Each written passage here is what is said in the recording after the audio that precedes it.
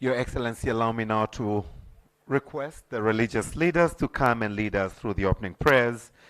Tukianza na mchungaji Dr. Daniel Kiula kutoka CCT, atafuatiwa na Sheikh Abdurrahman Salum kutoka BAKWATA. Karibuni.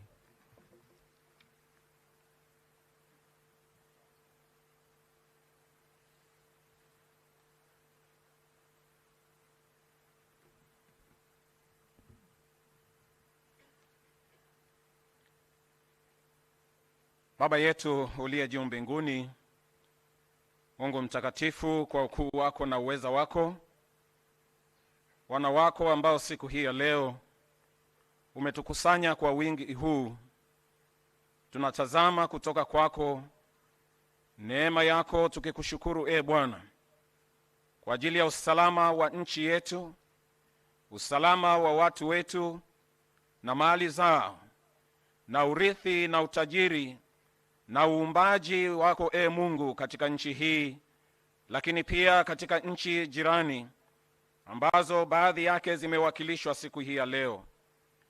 Tunakushukuru kwa ajili ya urithi tulioachiwa na waasisi wa nchi yetu. Tunakushukuru kwa ajili ya mataifa jirani na kwa urafiki wa dhamira njema ambao uko miongoni mwetu. Viongozi wenye dhamana adhimu ya kuiongoza Tanzania katika ngazi tangu katika familia, katika jamii na katika taifa na kimataifa. Rais wetu mheshimiwa sana Dr. Samia Suluhu Hassan na makamu wa rais mpendwa wetu ndugu Philip Isdori, serikali za mitaa, nchi yetu Mungu tunaiombea iwe na utulivu, iwe na amani, ukituunganisha na kutushikamanisha pamoja, ili wewe Mungu uendelee hii, lakini pia kwa mataifa majirani. Baba, tunakusihi tukikuomba neema yako, umetukutanisha kwa wingi huu na ni utajiri mkuu ulio katikati yetu. Tunaomba Mungu utujalie neema yako ya kipekee, ili ndani ya siku hizi, tunasema ni semina Bwana kwa ajili ya ile mifuko ya kijamii, lakini zaidi mifuko yetu ya kiroho Bwana. Tunakusihi sana Mungu, wewe rehema zako na neema zako zikawe na kila mmoja. Asante kwa leta salama wajumbe kutoka nchi mbalimbali, lakini hata na wenyeji pia. Basi uwepo wetu mahali hapa ukatawaliwe na wewe Bwana. Tunayaacha haya yote mikononi mwako tukiamini.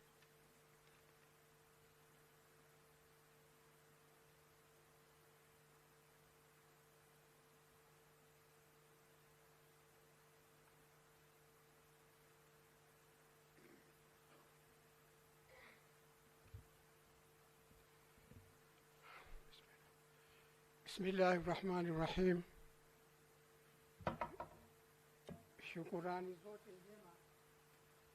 Shukurani zote njema nastahiki Mwenyezi Mungu Mola wa ulimwengu wote. Rehema na amani zimfikirie mtume wetu Muhammad sallallahu alaihi wasallam pamoja na mitume wote na wafuasi wao waliowema.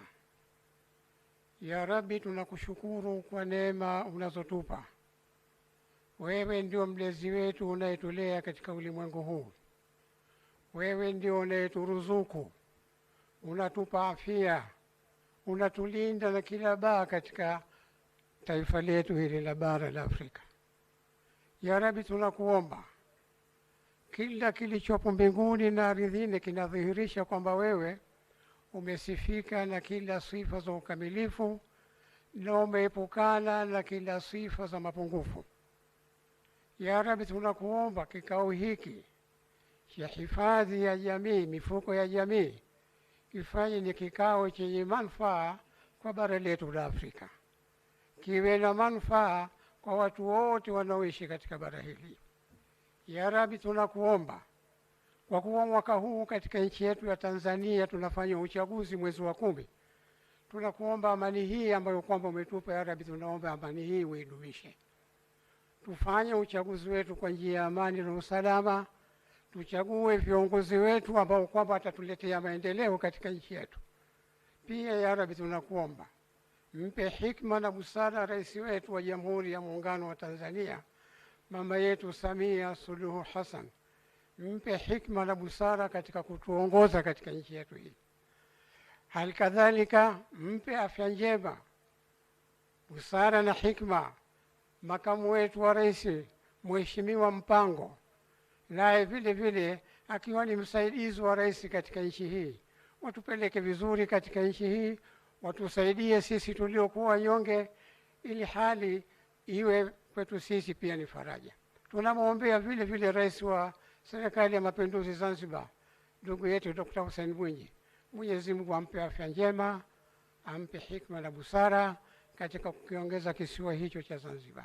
Hali kadhalika tunamwombea waziri wetu mkuu, ndugu yetu Kassim Majaliwa. Mwenyezi Mungu ampe afya njema, ampe hikma na busara katika utendaji wake wa kazi za kila siku. Hali kadhalika naibu waziri mkuu Mheshimiwa Biteko, hali kadhalika na mawaziri wote wa serikali ya Jamhuri ya Muungano wa Tanzania, wakuu wa mikoa, wakuu wa wilaya na viongozi wote waandamizi katika serikali yetu ya Jamhuri hii ya Muungano wa Tanzania. Ya Rabbi, swala na salamu mfikizie wetu hashima na sahaba za kiramu na aliza na kula mwema. Amina Rabbi amina, amina Rabbi amina, amina Rabbi amina, tukubalia karima. Amina walhamdulillahi rabbil alamin.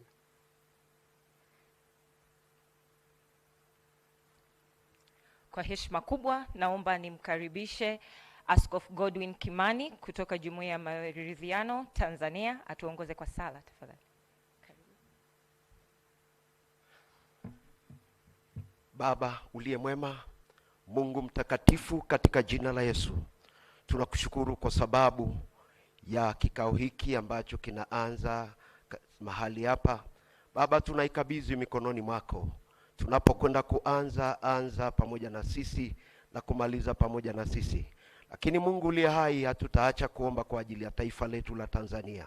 Tunaiombea nchi yetu amani na utulivu kapate kuendelea kuwepo. Lakini pia tunaombea viongozi wetu waandamizi wa taifa letu, tukianza na Mheshimiwa Samia Suluhu Hassan, rais wa Jamhuri ya Muungano wa Tanzania, pamoja na wote walioko chini yake, wasaidizi wake wote. Tunawaombea afya iliyo njema. Naomba wajalie afya njema, wajalie hekima na busara na maarifa ya kutuongoza katika taifa letu la Tanzania.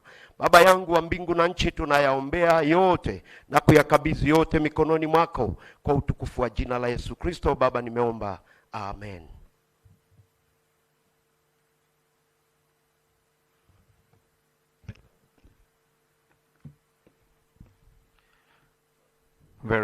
Thank you very much, our religious leaders. Your Excellency, Dr. Philip Isidore Mpango, the Vice President of the United Republic of Tanzania and our guest of honor this morning. Distinguished delegates, can we all please put our hands together for the guest of honor this morning? Thank you so much for making your time to be with us.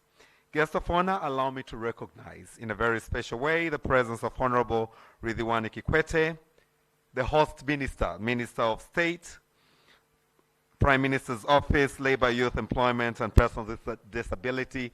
Thank you so much for your presence this morning. Guest, Your Excellency, allow me to also recognize in a very special way the presence of Mr. Flipping through my notes, apologies. The Arusha Regional Commissioner. Let's put our hands together for the Arusha Regional Commissioner. But I would also like to recognize the presence of the ASA Chairman. If you can please stand up so we can also recognize your presence. Your Excellency, allow me to recognize the presence of the ASA Chairman for Tanzania's chapter. If you can please stand up so we can recognize your presence. I would also like to recognize the presence of the Secretary General of ASA, Mr. Bandawe. If you can also please rise so we can recognize your presence. I would also like to recognize the presence representing the Permanent Secretary in our ministry. This is none other but Mr. Festo Fute, who is the Director of Social Protection. Let's recognize his presence. Guest of honor, this being the 14th Africa Social Protection Policymakers Conference. We are honored to have many ministers present. Allow me to recognize them by calling the countries that they have represented. And when I call the countries, may I request all those coming from these countries to please rise so that the guests of honor can recognize your presence. To start with Zambia, and let's clap for Zambia. Zambia. Thank you very much. Can I request Kenya to please rise? Kenya. Let's clap our hands for Kenya. Thank you, Kenya. Let's put our hands together for Uganda. Thank you so much, Uganda. Your Excellency, we have guests all the way from South Sudan. May I request South Sudan to please stand up? Let's put our hands together for South Sudan. Thank you very much. I'm giving a general introduction. Right after this, the Secretary General will come and give a proper introduction. May I request representatives from Rwanda to please stand up? Rwanda. Thank you very much. Guest of honor, we also have delegates from Burundi. Burundi, if you can please rise. Thank you very much. We also have delegates from Comoro. Comoro. Thank you so much for being here. We have delegates, Your Excellency, from Sierra Leone. May I request delegates from Sierra Leone? Thank you very much. Your Excellency, we also are blessed to have delegates from Côte d'Ivoire. Côte d'Ivoire. Thank you so much for being with us. Your Excellency, all the way from Zimbabwe, may I request the delegates from Zimbabwe to please rise. Thank you very much. Close to Zimbabwe, South Africa. Thank you very much. Namibia. Thank you very much. We also have delegates from Malawi. Hoping that I've called all the countries, Your Excellency, allow me now to request the delegates, the host country, Tanzania, including Zanzibar, to all please stand up, and let's put our hands together for the host country. Tanzania.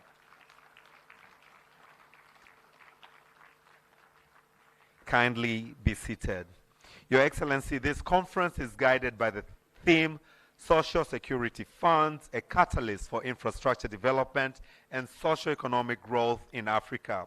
We are convening today and tomorrow to ponder on this discussion, and we have amongst us the ministers that I've mentioned that are responsible for labor infrastructure. We also have the CEOs, the chairman responsible for social security institutions in Africa. Your Excellency, allow me now to bring to the podium for introductory remarks the ASA Secretary General, Mr. Meshach Bandawe. As he comes, let's give him a round of applause. Karibu sana.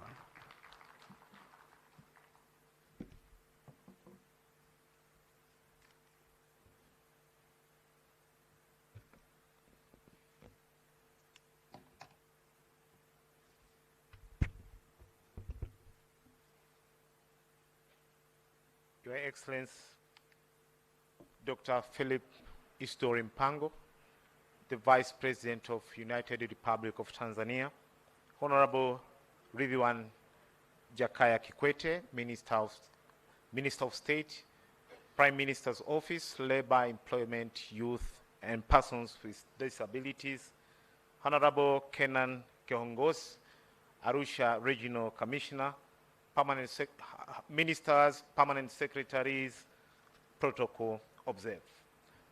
Ladies and gentlemen, it is real incredible to see ministers, policymakers, board members, CEOs, innovators, developers, thinkers, and social security stakeholders all gathered in one roof. I must say the energy in this room is exciting.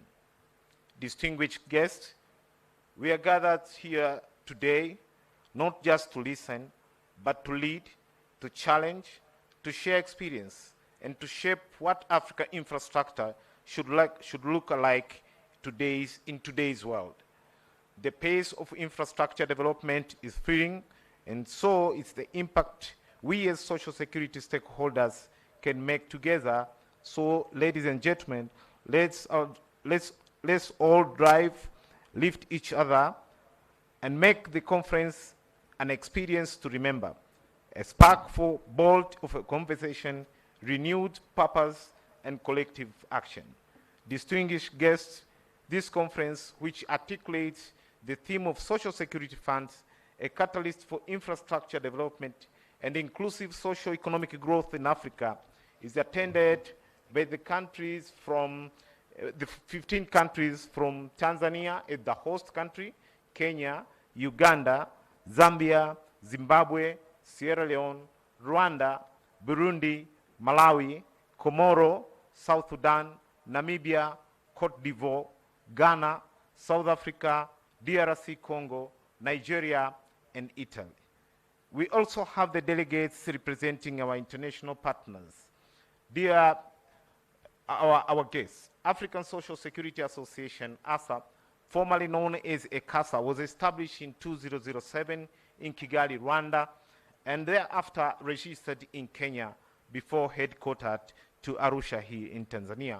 We call it Geneva of Africa.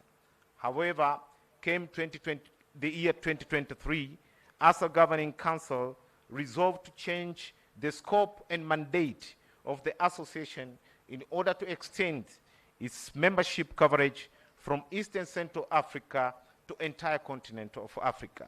So far, its member states consist of 15 countries of Tanzania, Kenya, Uganda, Rwanda, Burundi, Zambia, Zimbabwe, Malawi, Comoro, Namibia, South Sudan, Cote d'Ivoire, Sierra Leone, Mali, and Gambia. One of the main objectives of this association is to work close, share experience, and best practice towards the development of social security sector in Africa. Ladies and gentlemen, allow me to highlight the papers to be presented during this conference. And day one, that means today, the delegates will receive technical paper presentation focused on infrastructure initiatives based on policy perspective. And on day two, tomorrow, speakers will make presentations which address infrastructure initiatives based on a country's experience. The conference will be concluded by the Summit of Ministers, where the resolutions will be made to reach and to facilitate the implementation of the infrastructure developments in Africa by social security funds. Distinguished guests, allow me to thank all the people who have made this conference possible and success. My appreciation first goes to the hosting schemes under the umbrella of Tanzania Social Security Association, TSSA, that's composed by the funds of NSSF, PSSF, NHIF, WCF, ZSSF, and ZHSF from Zanzibar. However, we acknowledge support of our key sponsors, that is Azania Bank, NB Bank, TCB, National Insurance Corporation, NIC, and Tanzania Tourists Board. Asanteni sana.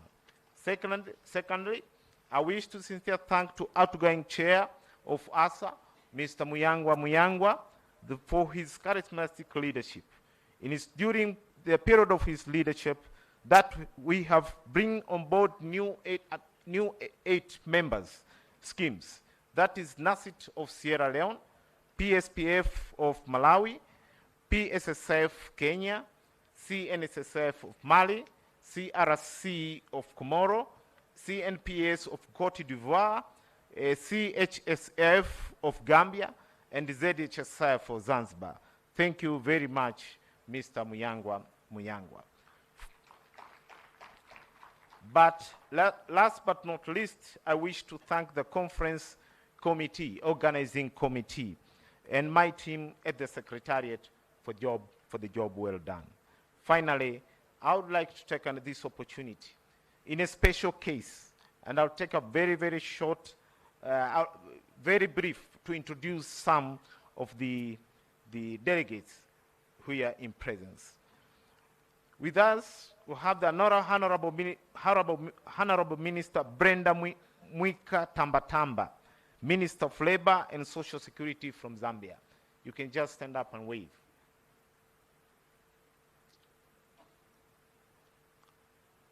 Safe looks not present.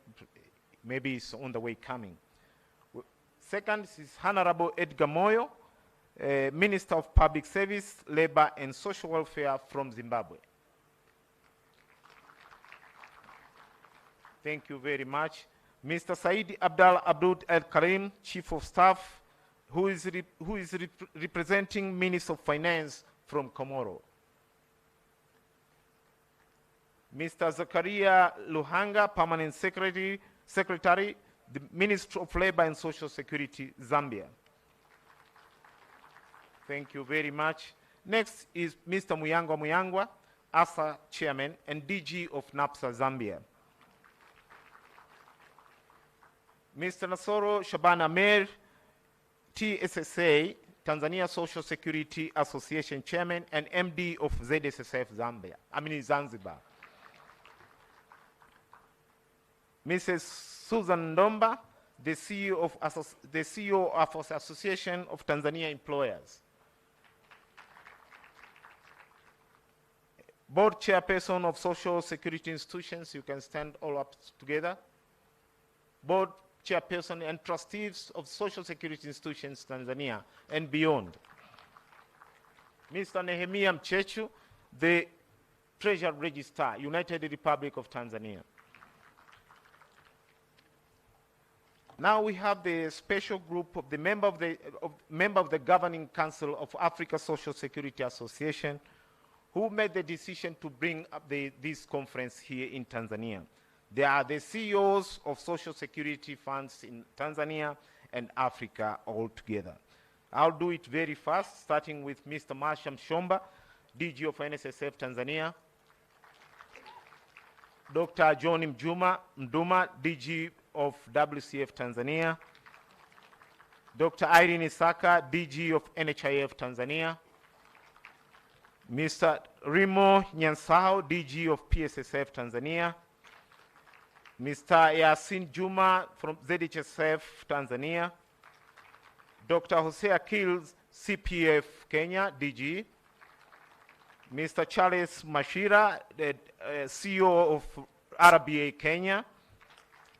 Major General Emmanuel Miburo, DG of INSS Burundi. Mr. Charles Kouas, DG of CNPS Cote d'Ivoire. Mr. Ibrahim Mwana, Foundation Tanzania. Mr. Edward Giaya, DG of CSPF, South Sudan's Pension Fund. Mr. Patrick Ayota, DG of NSSF Uganda. Patrick Sampili, DG of WCF Zambia.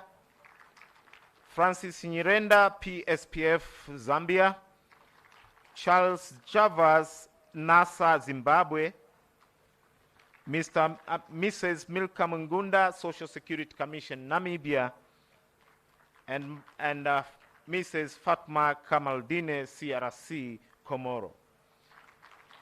We have also non-members, the DG from Mr. Quest Binev, the DG of SNIT, Ghana, Slivia Zeimana, MFP, Burundi, Mokagira Innocent from Malawi Reserve Bank Pension Fund, and Mr. Jean Anaste from ONPR, Burundi.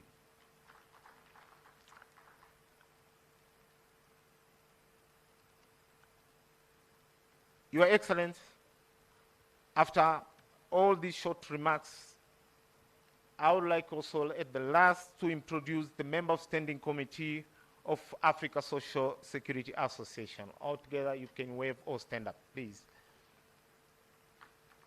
Thank you very much. Dear delegates, after this short introduction, I wish you a fruitful discussion during those 2 days. Thank you very much. I can get back to AIMS Master Program. You can get back to your podium for other protocol procedures. Thank you very much. Thank you very much, Mr. Bandawe, the Secretary General of ASA, for that warm introduction. Your Excellency, allow me now, on an extension to introduction, invite to the podium Mr. Festo Fute to introduce the government officials that are present with us this morning.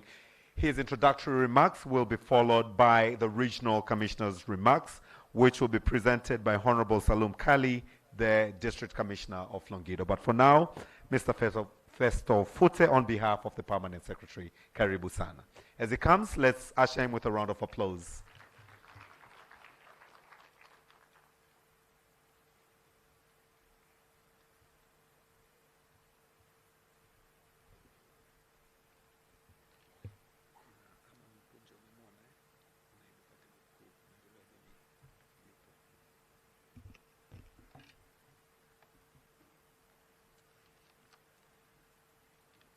Honorable Chief Guest, Your Excellency, Dr. Philip Isdor Mpango, Vice President of the United Republic of Tanzania,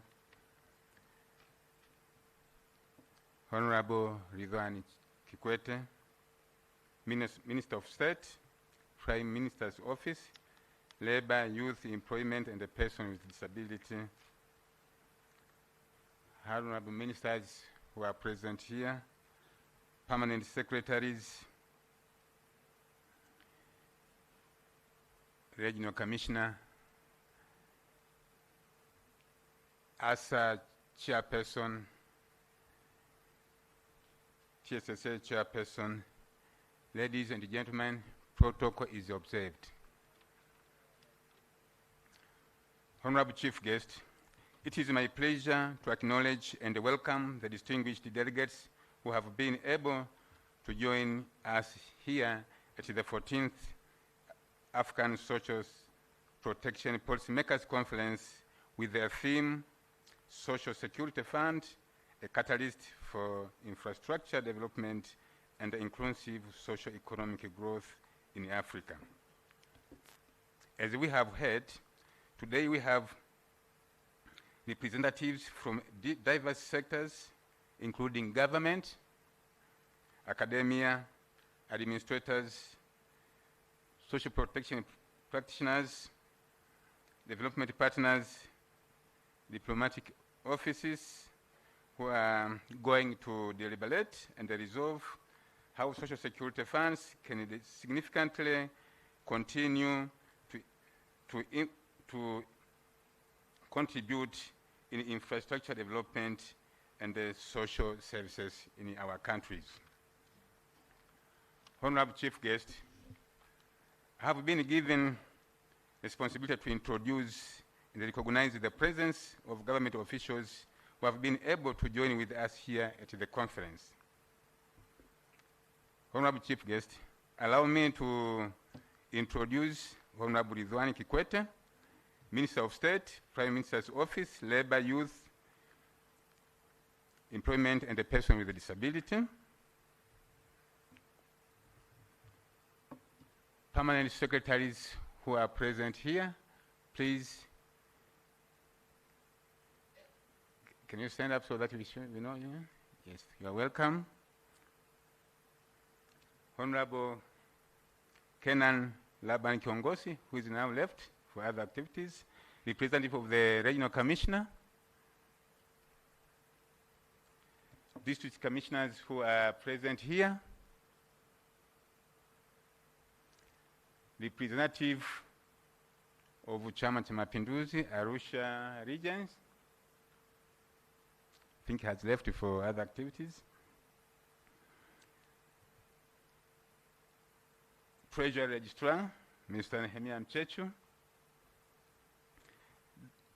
directors and other senior officials from ministries and other government institutions who are present here, please.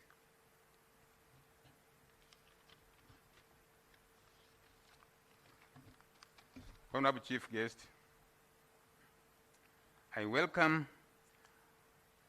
all of you and thank you for being able to attend this 14th African Social Protection Policy Conference. Thank you, asante sana, nashukuru sana.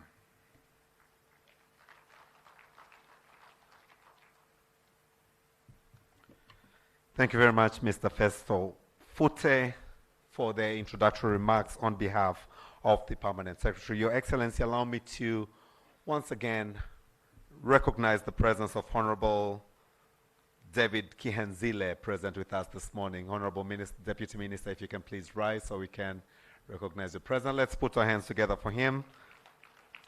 Thank you very much. But we also have the Deputy Permanent Secretary, Amon Mpanju. Thank you so much once again for that. Your Excellency, allow me now to invite Honorable Salum Kali, who is the Longido District Commissioner, to give us the welcoming remarks to the Arusha region on behalf of the Arusha Regional Commissioner. His remarks will be followed by the remarks by the ASA chairman. But for now, we have the Longido District Commissioner with us. Let's welcome him with a round of applause. Karibu sana.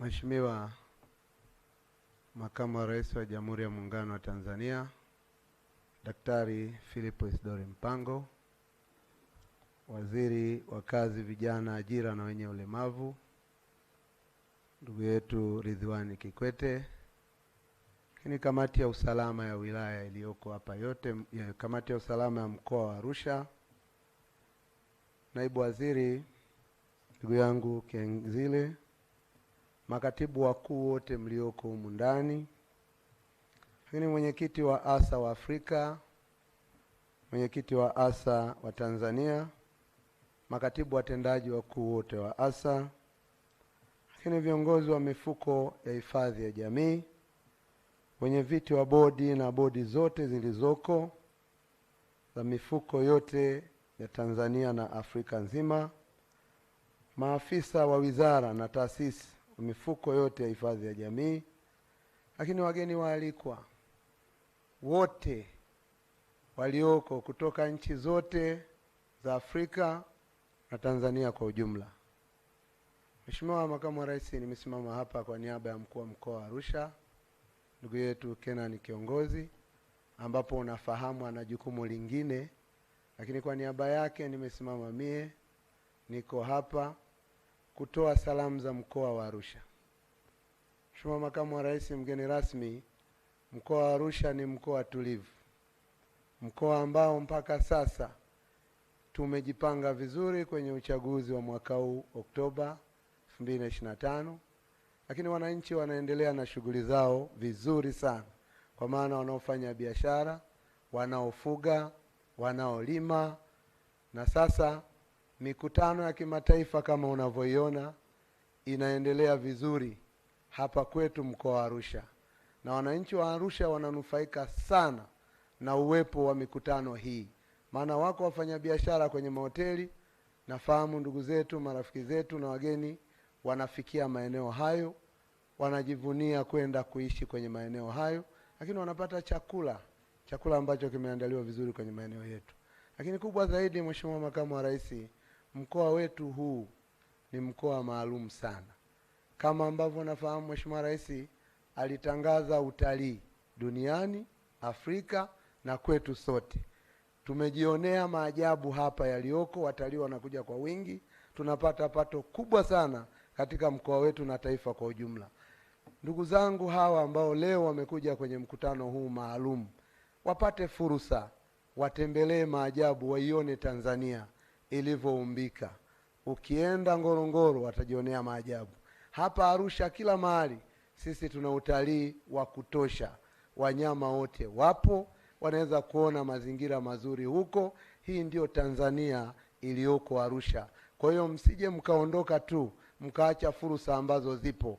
Leo mnapozungumza hifadhi ya jamii, maana tunazungumzia hawa ambao leo watumishi wako huko kwenye sekta binafsi na sekta ambazo sio ni za serikali zipo, lakini tunategemea kuwaona nyinyi mnapojadili mafao ya watumishi yalioko, yajayo na ya baadaye. Basi mpate fursa na nyinyi mpite huko mjionee hayo yalioko. Najua mtaacha pesa huko, wananchi wetu watanufaika, na tunaendelea kuwakaribisha sana, kwa sababu hii mko leo, kesho mtapata fursa kuja kujionea mengine. Mheshimiwa Makamu wa Rais, nimalizie tu kwa kusema tunamshukuru sana Mheshimiwa Rais Daktari Samia Suluhu Hassan na wewe mwenyewe, serikali yako yote. Mkoa huu umeutendea haki. Sisi tuna miradi ya kutosha hapa, na leo umetuletea uwanja wa kimataifa hapa. Tutajionea timu mwaka 2027 tutaona na hao wenzetu watapata fursa ya kuja. Yote hayo ni maendeleo, barabara zetu. Watakumbuka wenzangu wanaotoka Kenya, Uganda na ukienda Sudani. Hii ni East Africa, lakini tunapitisha mizigo mingi kuwapelekea huko. Hizi boda zetu sisi, boda na Manga, tunakusanya zaidi ya bilioni 14 kwa mwezi. Maana yake uchumi wetu unakuwa. Na leo tunapojadili haya, maana yake Arusha imetulia, Arusha iko salama, mikutano itaisha kwa vizuri. Mimi nikushukuru sana Makamu wa Rais, kwa niaba ya mkuu wa mkoa wetu niwakaribishe, karibuni sana kwenye mkoa huu wa Arusha, mkoa tulivu, baridi ni ya kawaida. Asante sana kwa kunisikiliza.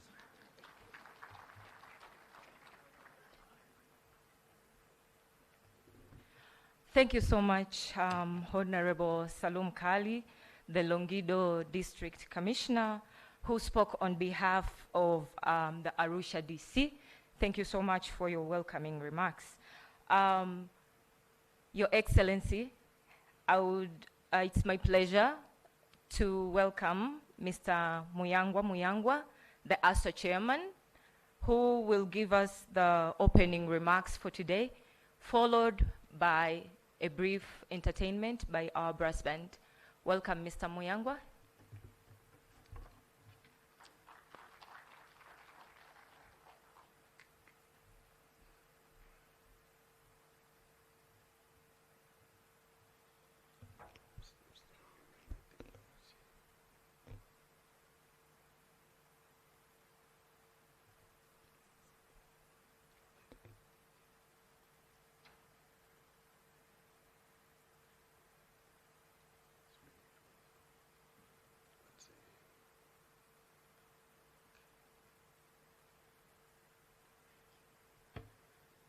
Habari za asubuhi.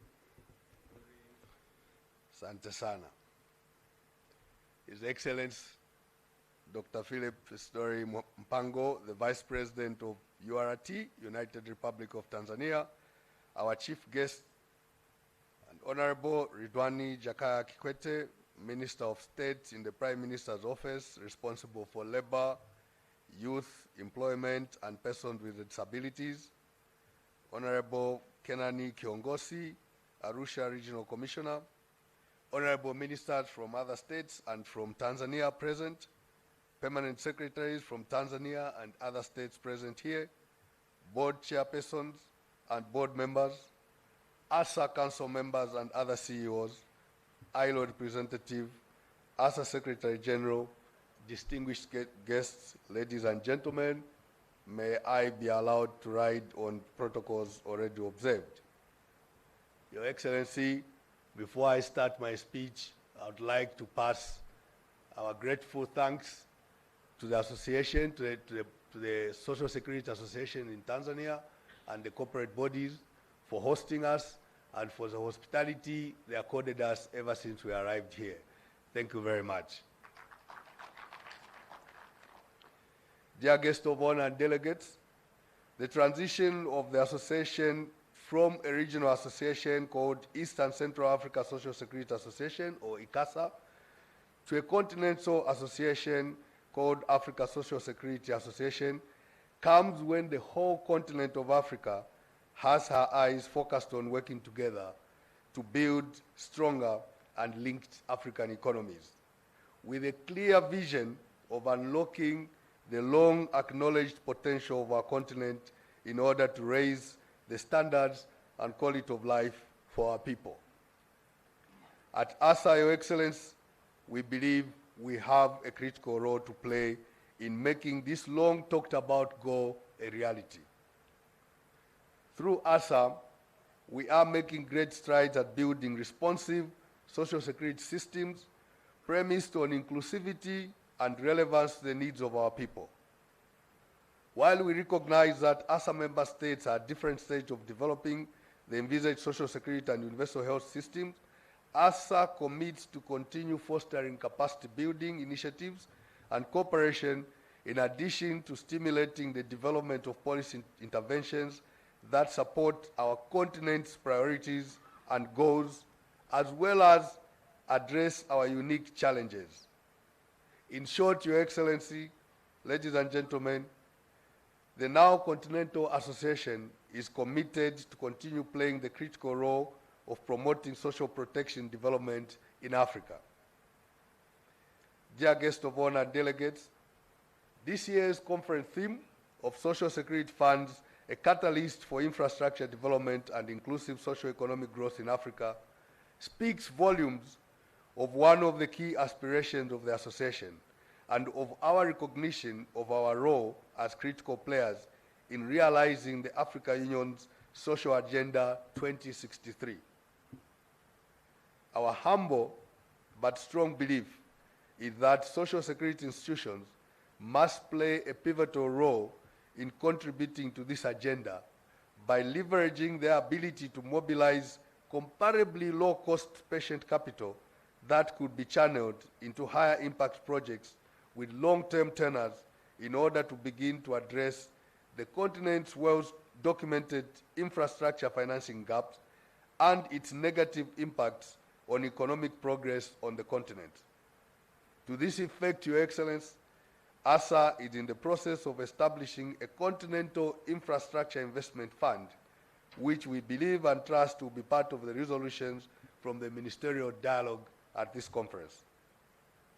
Through strategic collaborations and joint initiatives with like-minded development finance institutions and others, African social security institutions aim to explore practical mechanisms for providing reasonably priced capital to impactful projects across the continent that will greatly boost intra-Africa trade, innovation, and productivity. Against this backdrop, this year's conference will therefore include high-level speakers and presenters highlighting what is already being done, what could be done, and provide a clarion call to action for all, that's policymakers, institutional investors, and other institutions. My apologies, Your Excellency. I seem to have lost my speech. That is giving you a pause, Your Excellency, to register a few of the issues we have mentioned. Your Excellency, we have a small request as I finalize my speech. ASA has decided to place its capital here in Arusha. In that process, Your Excellency, we are working with some of the social security institutions in Arusha, in Tanzania, to assist us acquire land on which we can build these headquarters that will house our secretariat, the institute, and provide commercial accommodation to others in need. Our humble ask, Your Excellency, is to help support us in reducing the cost for the project as we explore ways through which we can construct put up the building in Arusha in the most convenient and cost-effective way for members. Secondly, Your Excellency, Tanzania being the host country, we seek your efforts to try to bring other countries into the fold to expand the membership of ASA from the current 15 member states of African Union to the entire 55. There are great benefits, Your Excellency, in getting that, in getting the membership expanded. Your Excellency, on that note, I would like to recognize the efforts of Côte d'Ivoire through their social security scheme that has helped us to expand membership in West Africa. A big hand to them. Your Excellency, they say you are given one opportunity and you must utilize it. As ASA, Your Excellency, given the international nature of the association we have created, we have a few requests that we seek to be entertained by the government of Tanzania. That is to accord our institution diplomatic status. It's a fair ask, Your Excellency.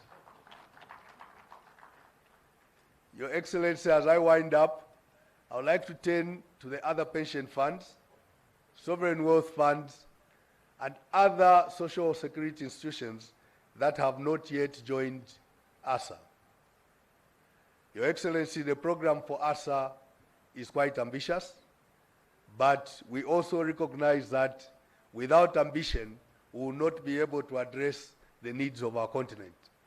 We ask all those countries that are not yet members of ASA to join ASA, especially in building the newly established Infrastructure Investment Fund that will assist us to close the financing gap that is currently present or that is currently manifesting in the development agenda of our continent. Your Excellency, I don't want to take up much of your time and that of the delegates. I'd just like to wish everyone a very good deliberations for the next 2 days, and we hope the resolutions that will come from here will not gather dust on the shelves of our libraries, but will be part of the implementation of African Union's 2063 agenda. I thank you.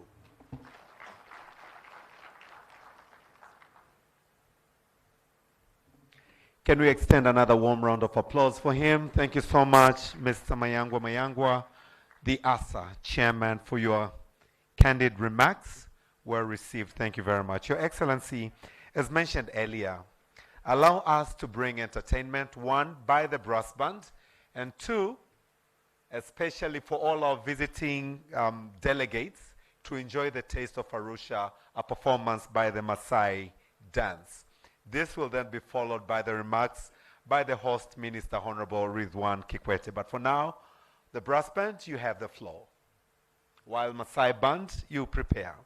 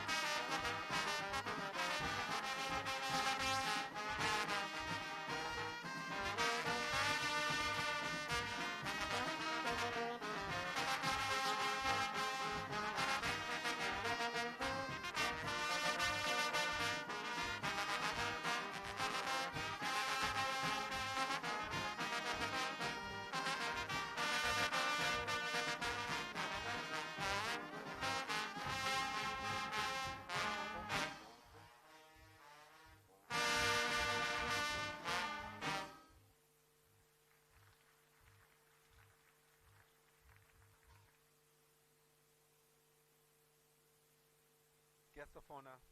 Your Excellency, I believe Your Excellency is an envelope for you. Naomba mkamshike mkono mgeni rasmi pale. Naomba mkamshike mkono mgeni rasmi. May I request all of us, as we've been sitting for a long time, to please rise. Can we all please stand up?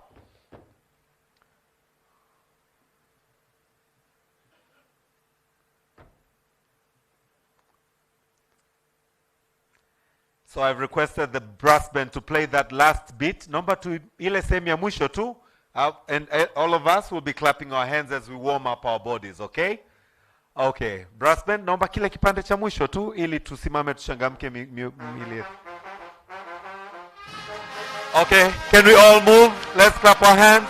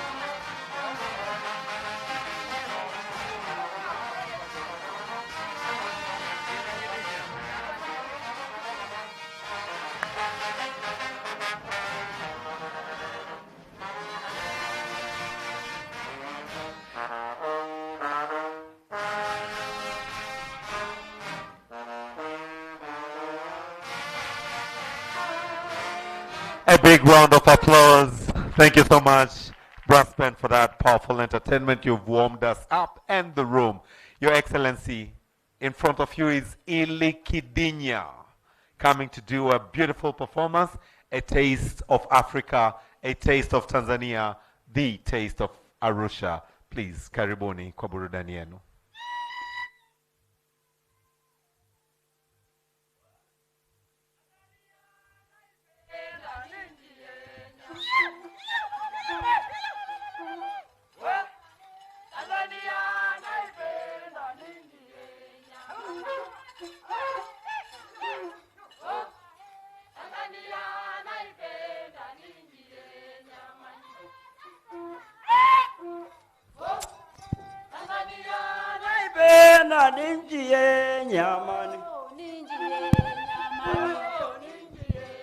Oh, ninjiye nyamani. Yele yo ninjiye nyamani.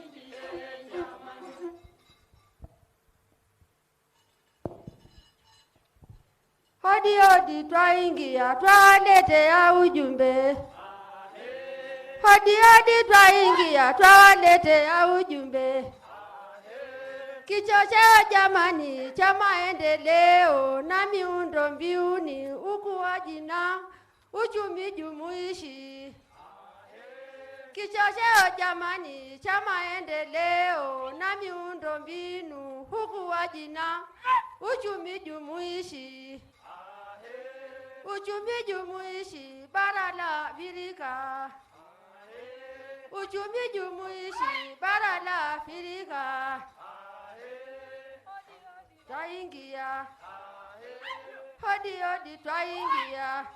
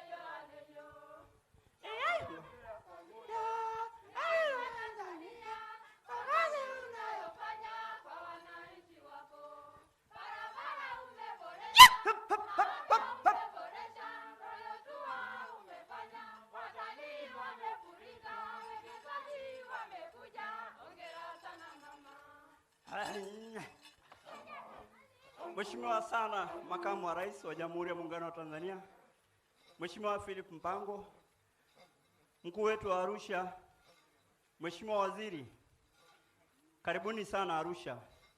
Karibuni katika jiji la kitalii, Geneva of Africa. Tunawapenda sana. Mheshimiwa Makamu wa Rais, ya kwanza tunawapongeza sana na kuwaombea kwa kazi kubwa ambayo mnafanya kuweza kuimarisha amani katika nchi yetu. Hakika mmefanya kazi kubwa mkimsaidia Mheshimiwa Rais kwa ajili ya amani na nchi yetu imetulia. Tutaendelea kuwaombea na tunaomba Watanzania tushikamane kwa pamoja.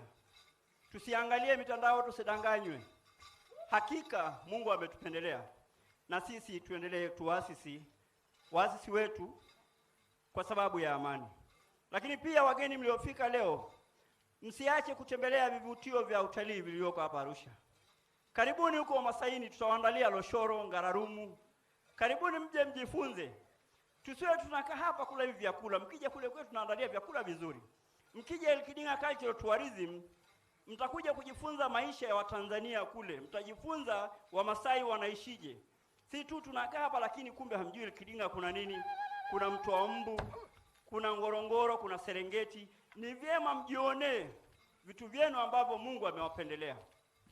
Kwa mimi ninachoomba kikubwa cha kwanza ni amani. Tujivunie na umoja wetu. Hakika dunia inatushangaa sisi. Watu zaidi ya makabila 150, 120 wanakaa pamoja wanazungumza. Si kitu kirahisi kwa nchi nyingine. Ni lazima tujivunie. Hebu tumpigie Mungu makofi jamani, ndugu zangu. Hakika Mungu ametupendelea. Karibuni sana.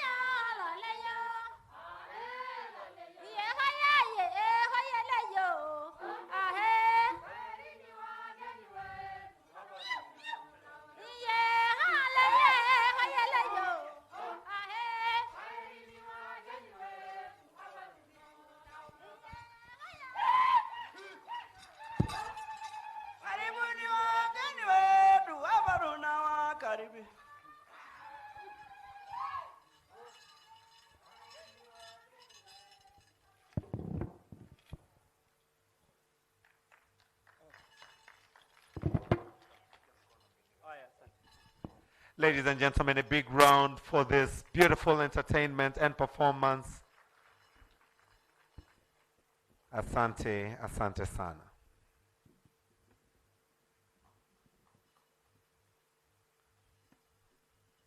I'm not sure if I had a round of applause. Tunawashukuru wa Masai. Those who did not follow Kiswahili, I believe through your translation devices, you are able to grasp the message, but basically complementing what has gathered us all here and really appreciating all the efforts that we put towards this African continent, Mama Africa. Your Excellency, allow me now to request Honorable Host Minister Ridwan Kikwete to come and deliver his remarks, and later on invite you to do two things. One, give the awards, and number two, do your speech, which will then be followed by the inauguration. Honorable Ridwan Kikwete, as he comes, let's put our hands together for the host minister. Karibu sana.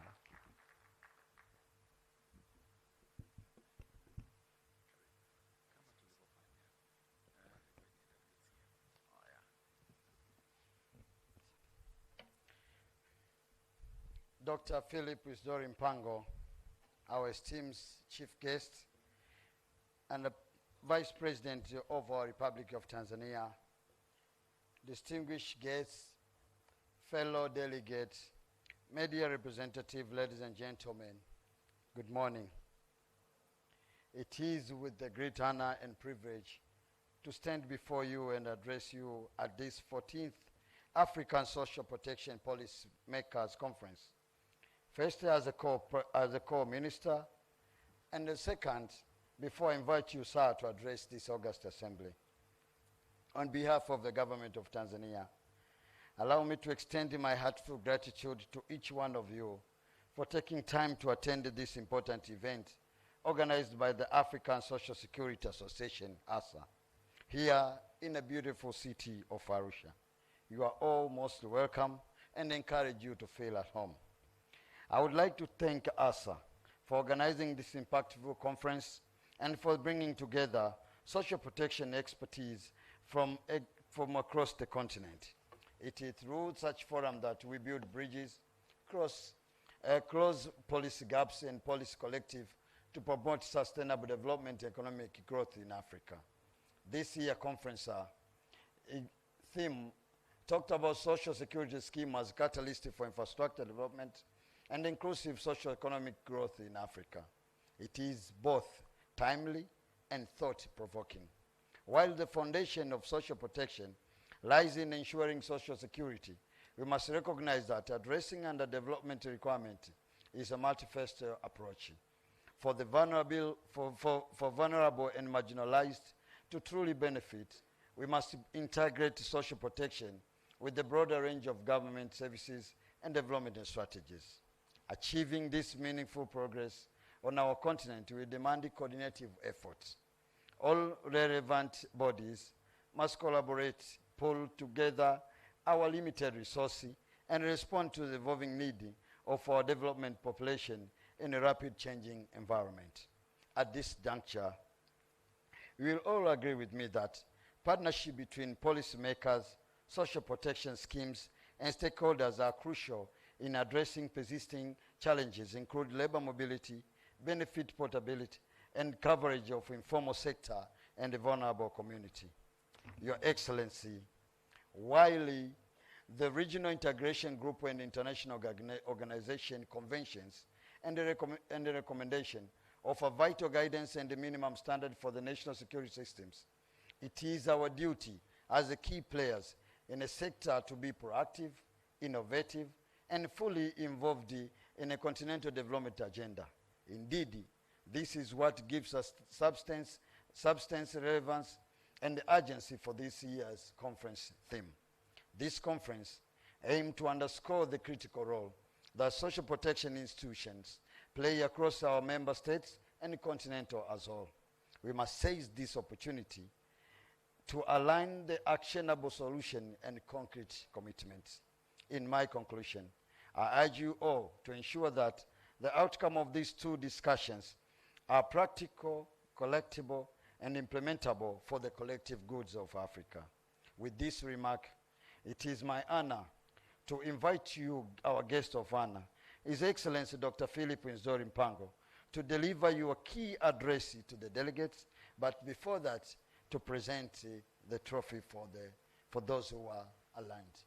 With that, I want to thank you for your kindly attention, and karibu sana Mheshimiwa Makamu wa Rais wa Jamhuri ya Muungano wa Tanzania. Karibu sana.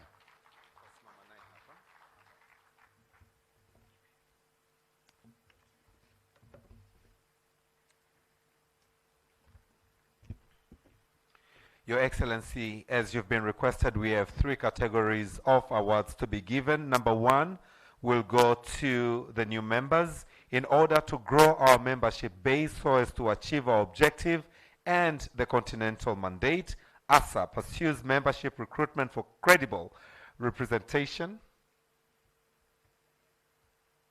May I request delegates to kindly take your seats. So ASA pursues membership recruitment for credible representation all over Africa. We also had this on Mr. Muyangwa's remarks. And for this, Your Excellency, we are glad to welcome our new members to the Fraternity of Africa Social Security Association. Your Excellency, may I request you to present the first prize or recognition to Pension Fund Comoros. May I request representative from Comoro to come and receive. Comoro will be followed by Cote d'Ivoire. Can we clap our hands for Komoro as they come to receive their certificates?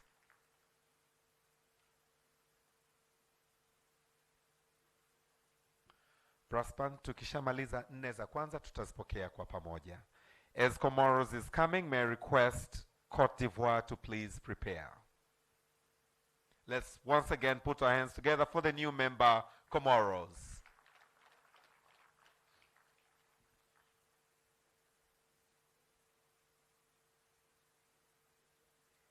If you can turn around for a photo moment. Yes.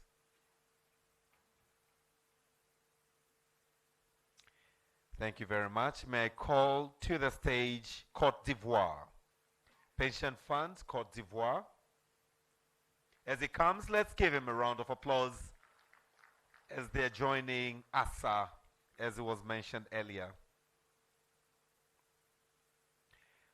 Your Excellency, as Côte d'Ivoire is receiving the next new member into ASA is none other but Zanzibar Health Services Fund, ZSSF.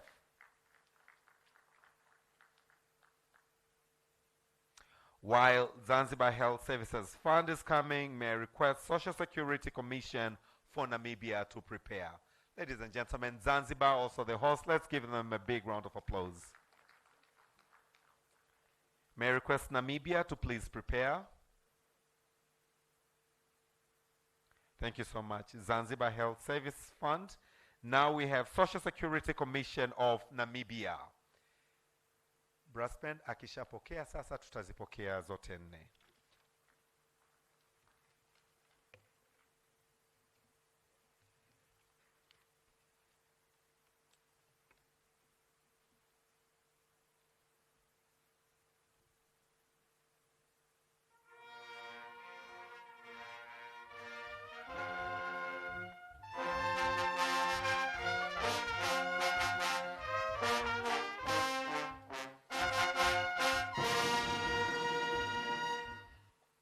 Your Excellency, may I request you to present the next award to the outgoing ASA chairman for having served from 2023 to 2025. We wish to appreciate our outgoing chairman, Mr. Muyangwa Muyanga, and thank you very much for your outstanding leadership.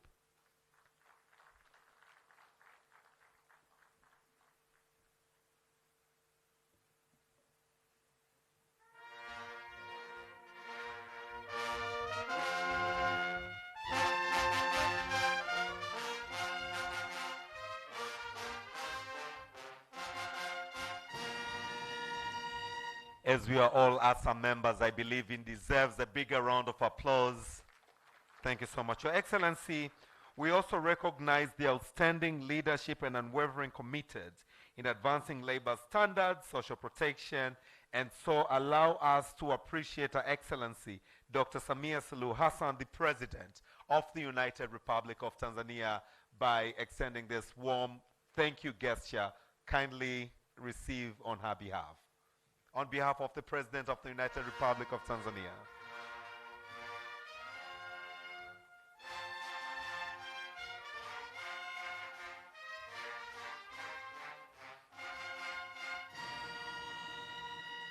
Finally, Your Excellency, we extend our deepest and sincere appreciation to you for honoring us with your presence and official opening of this conference. This token of appreciation is to you, Your Excellency. Kindly receive as it's presented by Honorable Minister. Naomba tumpigie mgeni rasmi makofi.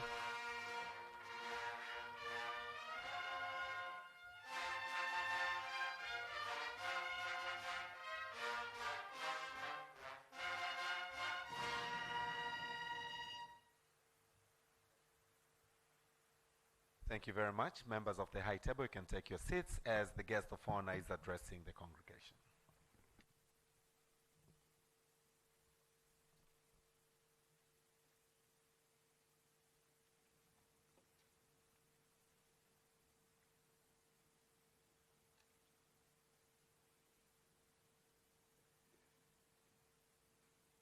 Honorable Ridhiwani Kikwete, Member of Parliament and Minister of State, Prime Minister's Office, responsible for labor, youth, employment, and persons with disability. Excellencies, allow me to stand by the already established protocol in the interest of time. Good morning.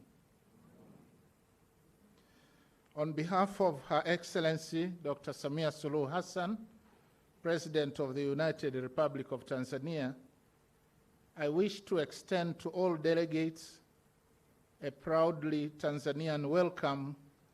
Karibuni sana. And please feel at home. I am informed that this noble conference, which Tanzania is privileged to host, focuses on the catalytic role of social security funds for building economic and social infrastructure in our continent.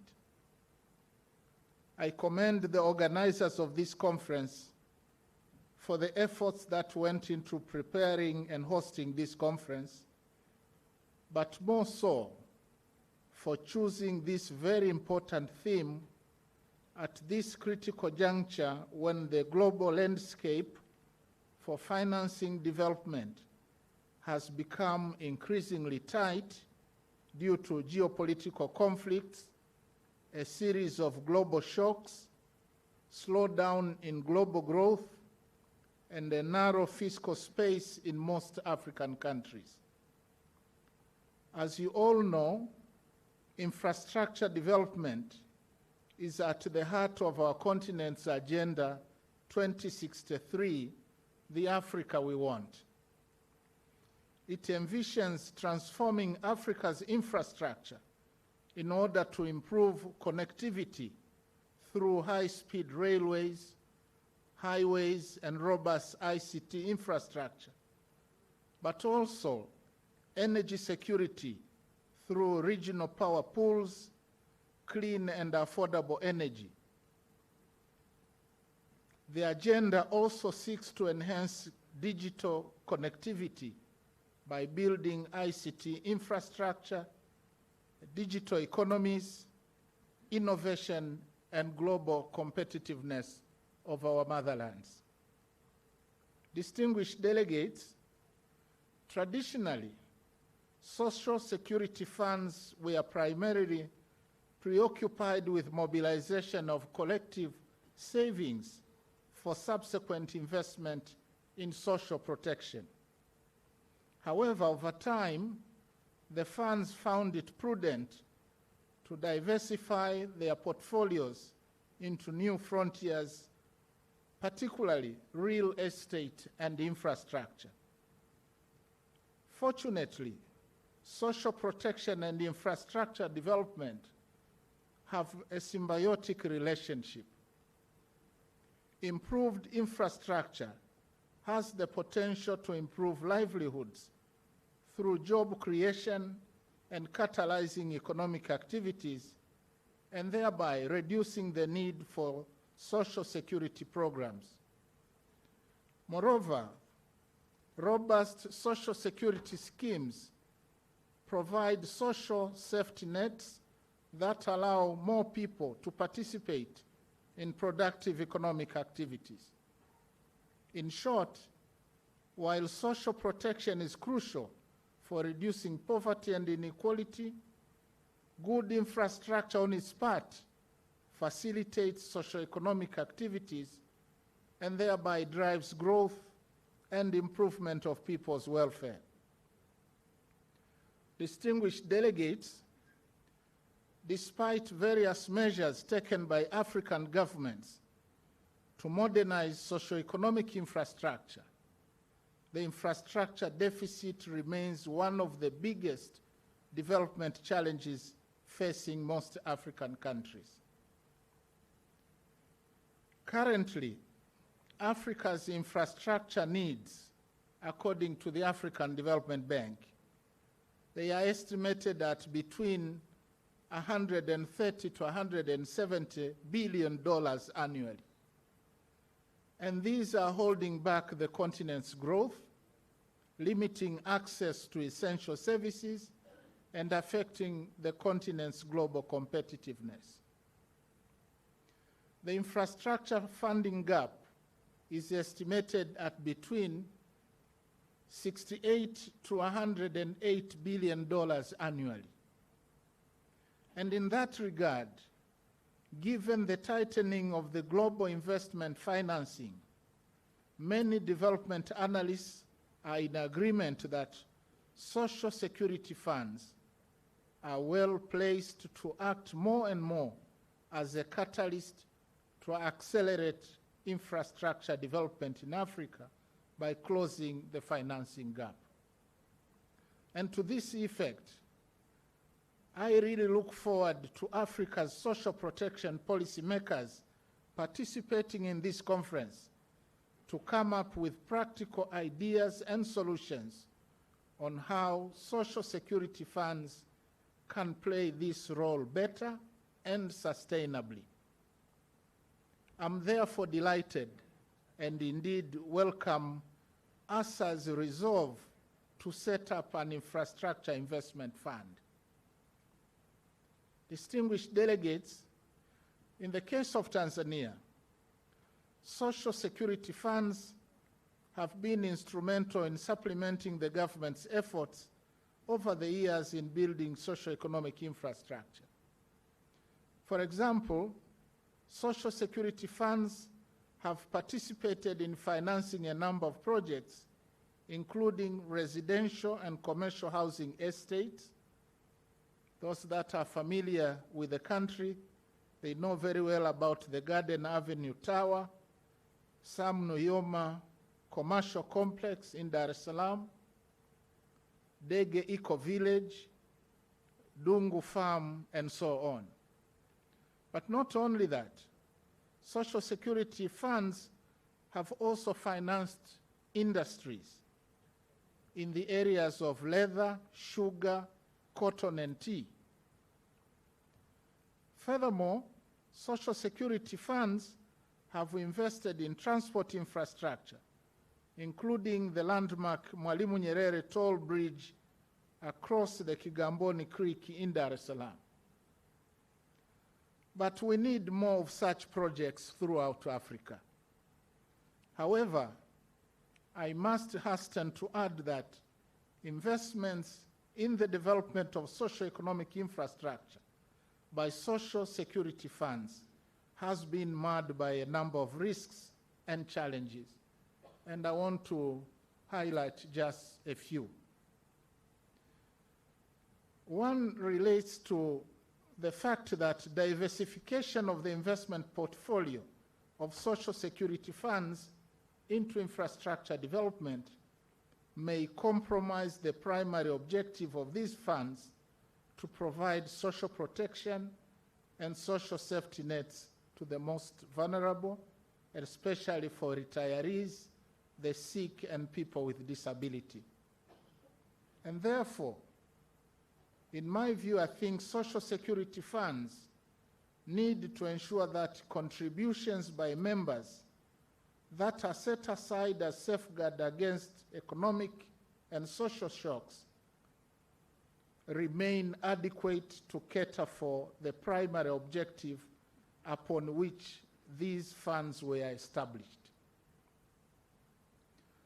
The second is the challenge of ensuring that the infrastructure projects that social security funds invest in are economically and financially viable. Infrastructure projects that are not viable are likely to erode the ability of social security funds to meet their obligations promptly. If robust feasibility studies of such infrastructure projects are not done a priori, it could result in longer payback periods to the beneficiaries or even complete failure to pay them back.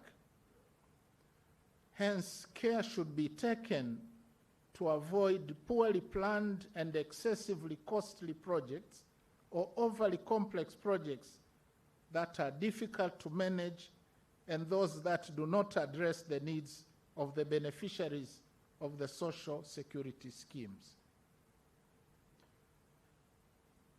Third, some estimates indicate that the informal sector in Africa accounts for between 40 to 60% of our economies, and that infrastructure development is quite wanting in the rural sector. I therefore wish to encourage experts attending this conference to come up with strategies on how best social security funds can contribute to augment ongoing efforts to scale up financing of investments in rural socio-economic infrastructure. And I think this could help increase productivity and quality of life in rural and peri-urban areas, to increase job opportunities and reduce rural-urban migration in African countries. And fourthly, the challenge that I see relates to ensuring sound governance of social security funds, as well as tackling administrative complexities promptly. And my call on this regard is for the experts in the room to provide a compass on how best African countries can harness modern technologies, including ICT and artificial intelligence, to navigate through such risks. Distinguished delegates, ladies and gentlemen, before I leave this podium, I wish to follow the footsteps of the Maasai traditional dancers who performed here before us a few minutes ago. I want to encourage all participants to make use of your time during and after this conference to experience the beauty of Arusha and surrounding areas. I am aware that an excursion to the Ngorongoro crater has been organized on the 12th of July. I would encourage each one of you to make time for this trip to witness one of the wonders of the world.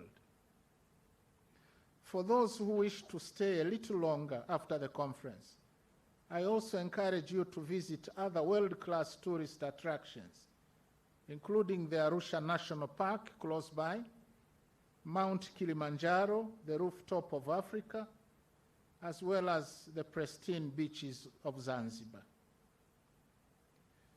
I also heard the requests by the outgoing ASA chairperson in terms of requesting the government for support to reduce the cost of establishing the ASA headquarters here in Arusha. Let me just say that the request is warmly received, and I want to use this opportunity to task my Minister of State to work on this request, and I'm quite sure the social security institutions in Tanzania can syndicate to address this request. With regard to according the ASA diplomatic status, again, I'm asking the Minister of State to consult with our Minister of Foreign Affairs to see what it takes to accord ASA diplomatic status. So once again, I wish you a fruitful conference and urge you to proactively participate in sharing experiences and best practices with the aim of resolving existing challenges and coming up with appropriate and forward-looking resolutions that will enable social security funds to catalyze the development of socio-economic infrastructure in Africa. And with these remarks, it is my singular honor and pleasure to declare on behalf of Her Excellency Dr. Samia Suluhu Hassan, President of the United Republic of Tanzania, that the 14th African Social Security Policymakers Conference is officially opened. Asanteni sana. Thank you very much.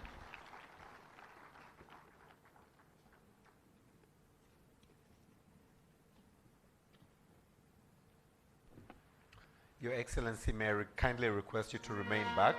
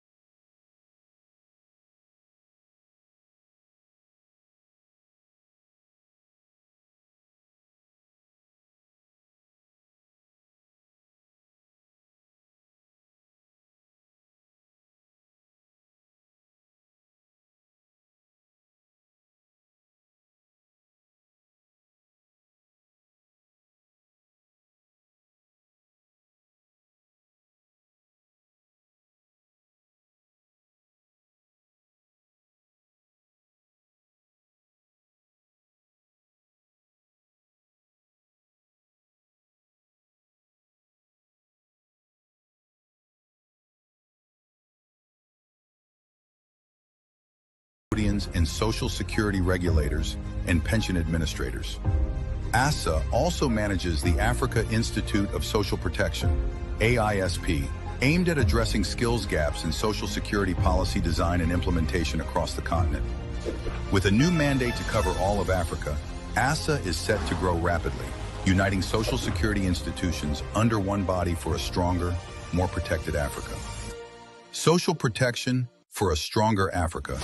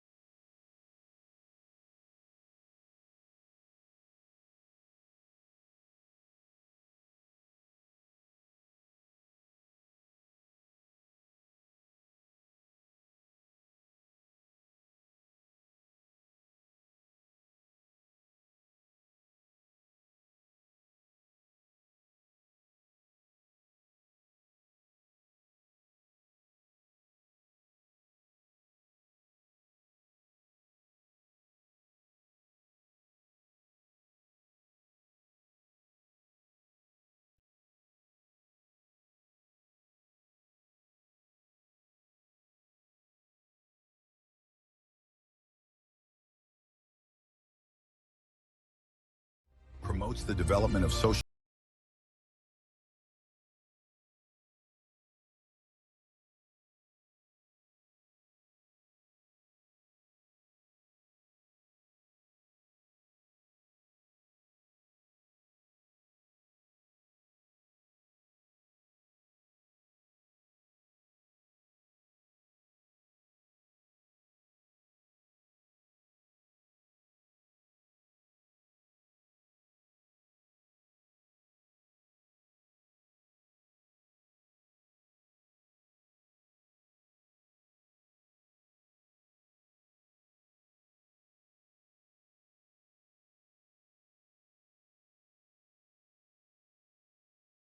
custodians and Social Security regulators and pension administrators.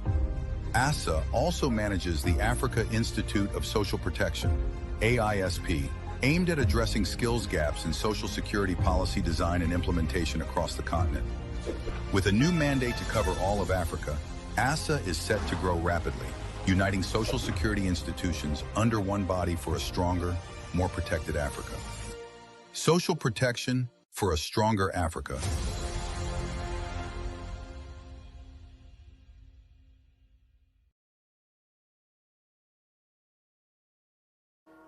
the Security Committee of the region with the Arusha, the Arumeru District Commissioner.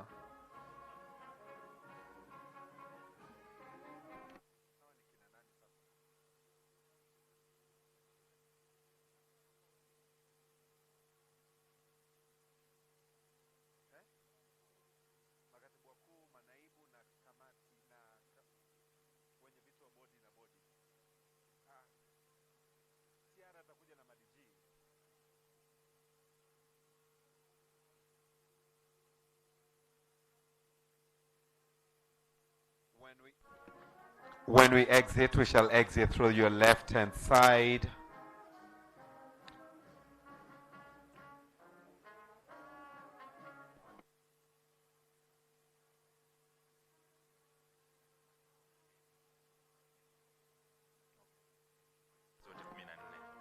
So we have country leads. Country leads. May I call upon the country leads from the respective countries?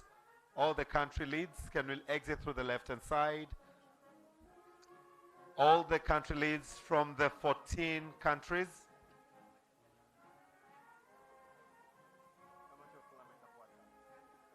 Country leads from the 14 countries. The country leads, kamati ya usalama, mkiwa na mkuu wa wilaya ya Arumeru, mkijiandaa. May I call upon the country leads to please take the stage.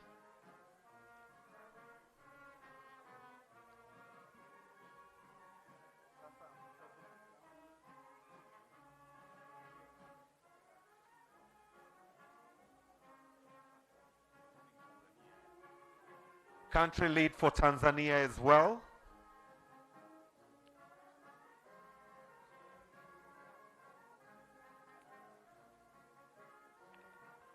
Regional security to follow together with the Arumeru District Commissioner. Next will be the standing committee.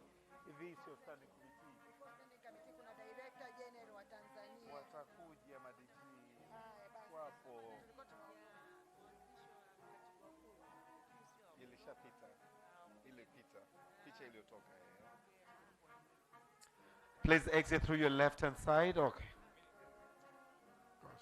Kamati ya usalama ya mkoa together with the Arusha Arumeru District Commissioner.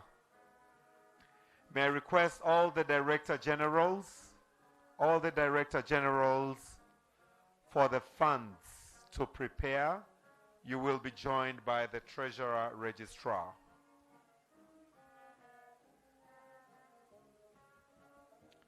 Viongozi wa dini mkijiandaa.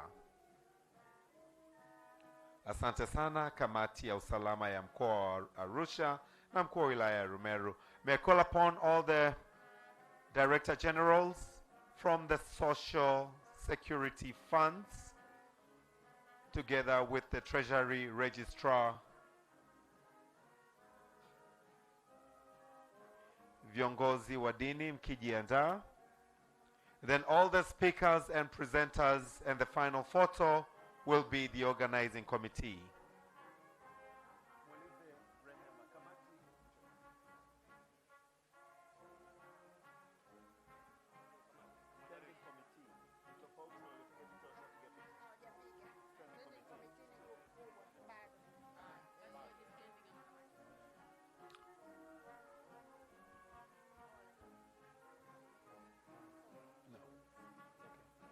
Thank you very much. May I call upon the religious leaders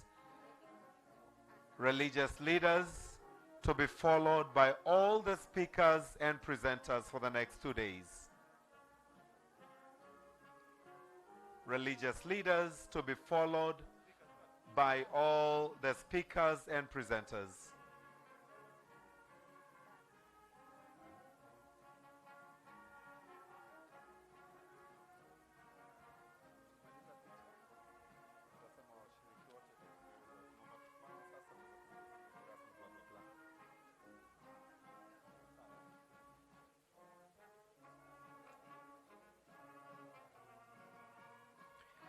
Standing committee,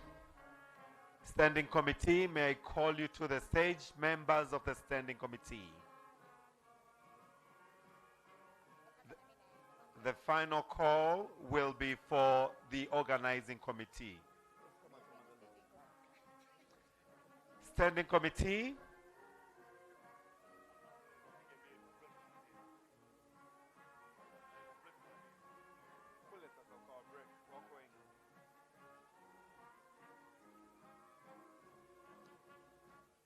I understand we are quite a number, so let's divide ourselves into two. We take two sets. Those who are not on the stage yet, if you can hold on for the next photo. Make sure you're visible. If you're not, you'll take the second photo.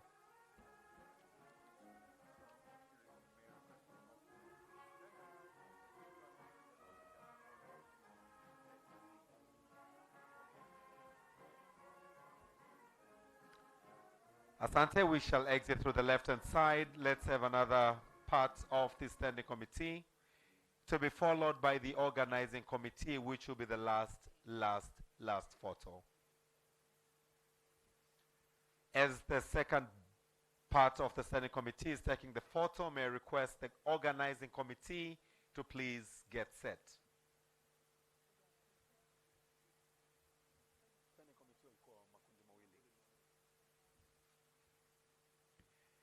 May I call to the stage right after this the organizing committee, appreciating and recognizing the hard work you put towards putting the 14th Africa Social Protection Policymakers Conference a great success. Asante sana, standing committee. May I call upon now for the final photo the organizing committee. Kamati ya maandalizi, naomba sasa tupige picha ya mwisho. The organizing committee.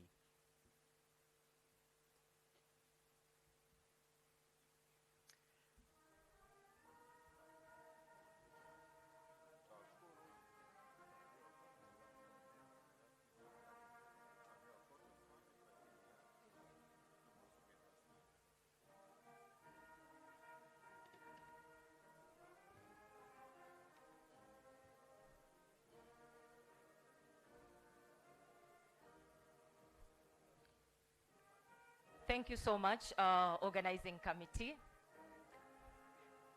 Dear distinguished guests, now I would like to invite you to stand up. Let's stand up as we usher out our guest of honor for today, Your Excellency. Thank you so much. Brass band.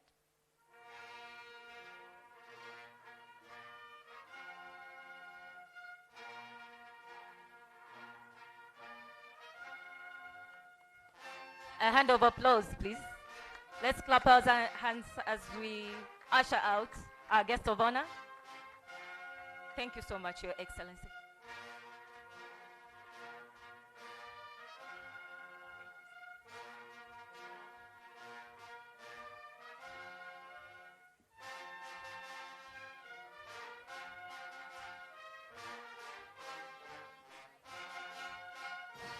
Thank you so much. Distinguished delegates, please let's have a seat.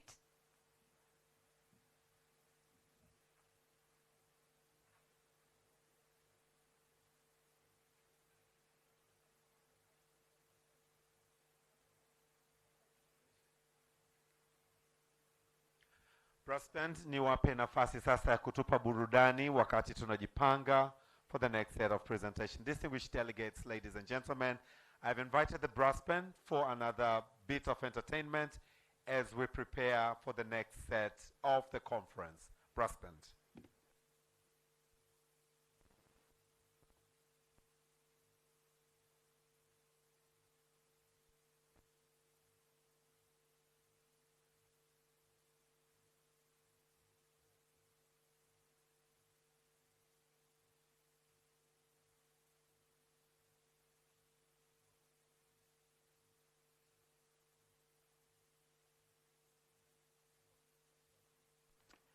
Distinguished delegates, kindly bear with us another 2-3 minutes. We shall reconvene with the program for the day after the official launch of the Policymakers Conference.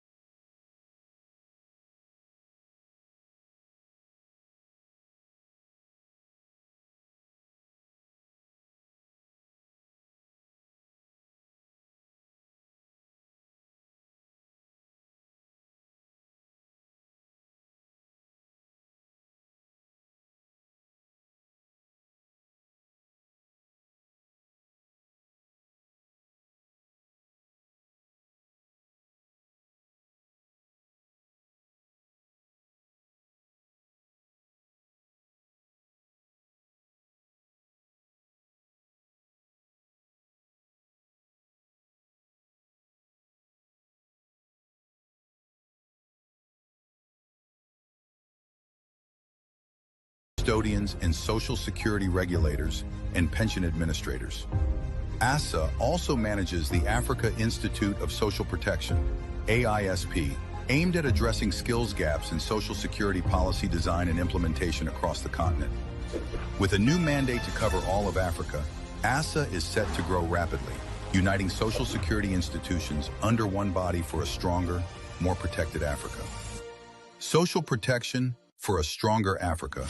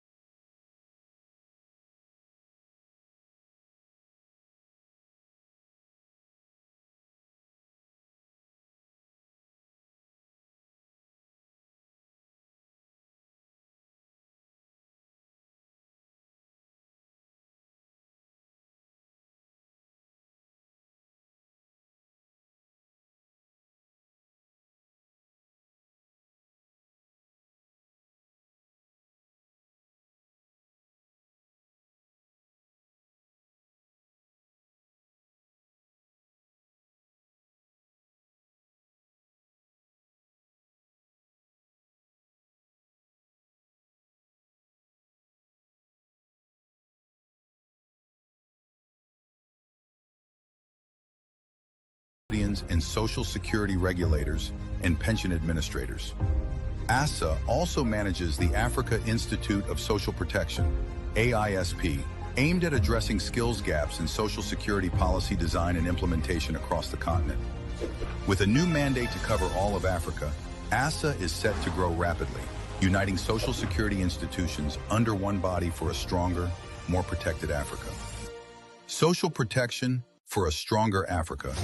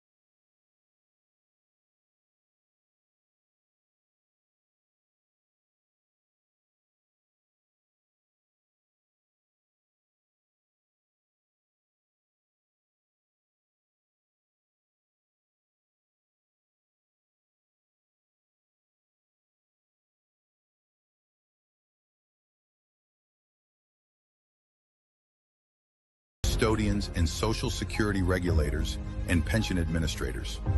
ASSA also manages the Africa Institute of Social Protection, AISP, aimed at addressing skills gaps in social security policy design and implementation across the continent. With a new mandate to cover all of Africa, ASSA is set to grow rapidly, uniting social security institutions under one body for a stronger, more protected Africa. Social protection for a stronger Africa.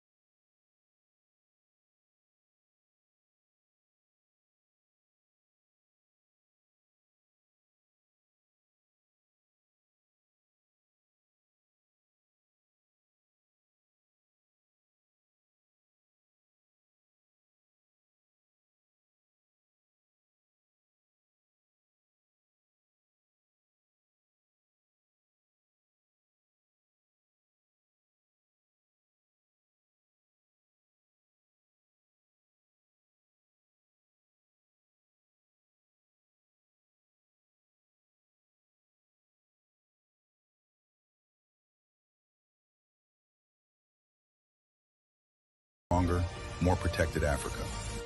Social protection for a stronger Africa.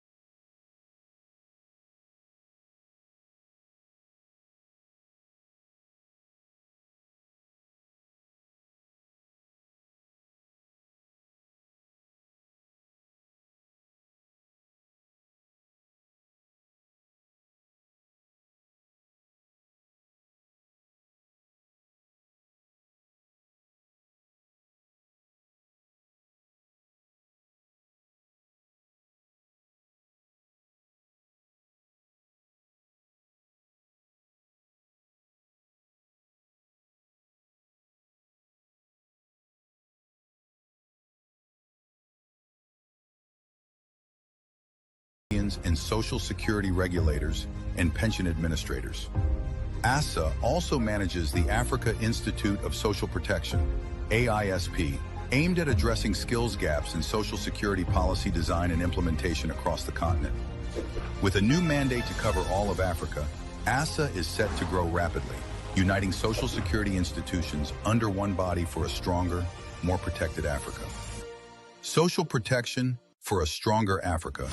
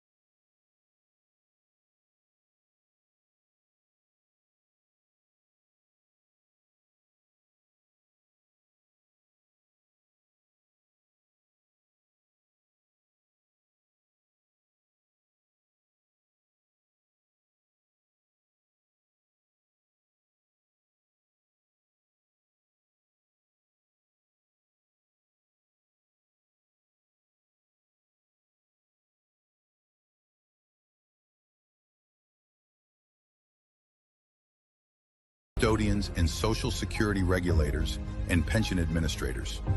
ASSA also manages the Africa Institute of Social Protection, AISP, aimed at addressing skills gaps in Social Security policy design and implementation across the continent. With a new mandate to cover all of Africa, ASSA is set to grow rapidly, uniting Social Security institutions under one body for a stronger, more protected Africa. Social protection for a stronger Africa.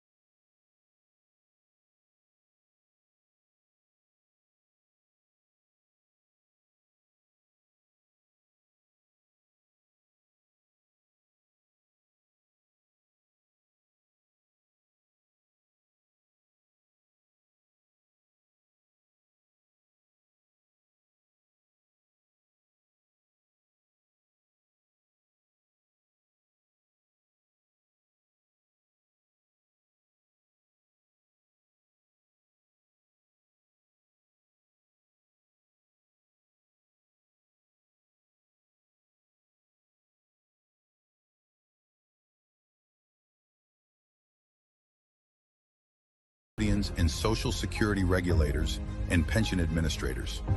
ASSA also manages the Africa Institute of Social Protection, AISP, aimed at addressing skills gaps in Social Security policy design and implementation across the continent. With a new mandate to cover all of Africa, ASSA is set to grow rapidly, uniting Social Security institutions under one body for a stronger, more protected Africa. Social protection for a stronger Africa.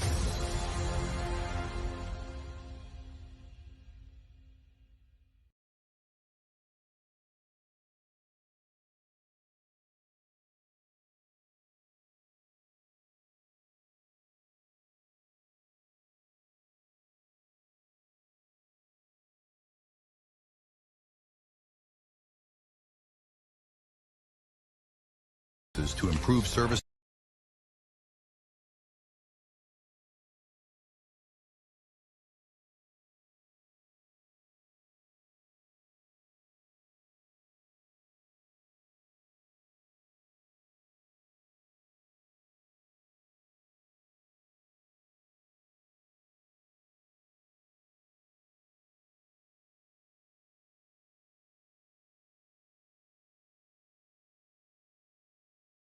East African Community Secretariat. Before that, she worked as the Chief Executive Officer for the Public Procurement Regulatory Authority, PPRA, following her appointment again by the President of the United Republic of Tanzania in 2021.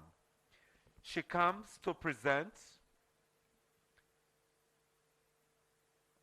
a catalyst for infrastructure development. This is what is carrying the theme and socioeconomic growth in Africa, Universal Health Insurance Perspective. Ladies and gentlemen, let's put our hands together for Dr. Irene Charles Isaka as she takes the podium. Karibu sana. Are you able to?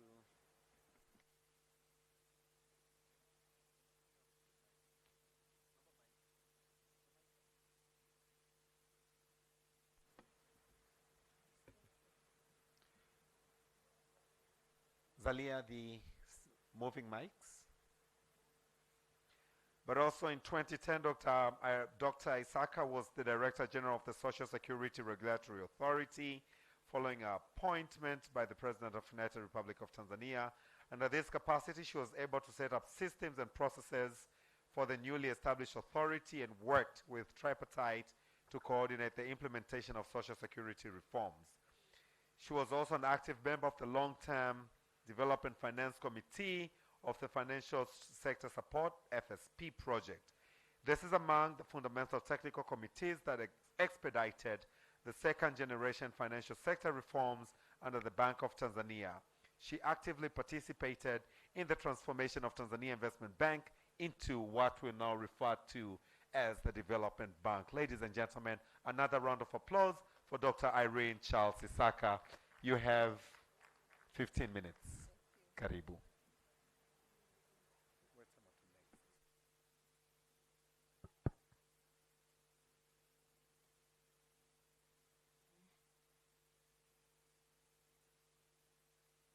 Good morning.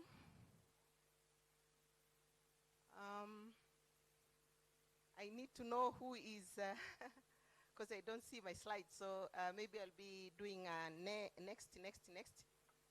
Okay. Next is on. Okay, fine.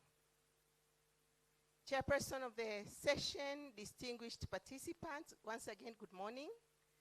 I'm here to present NHIF, and as you may know, National Health Insurance Fund, our liabilities are certain but are short-term. So as we see the pension funds investing in the longer term, ours are slightly shorter. But I will share with you the experience on how we finance infrastructure.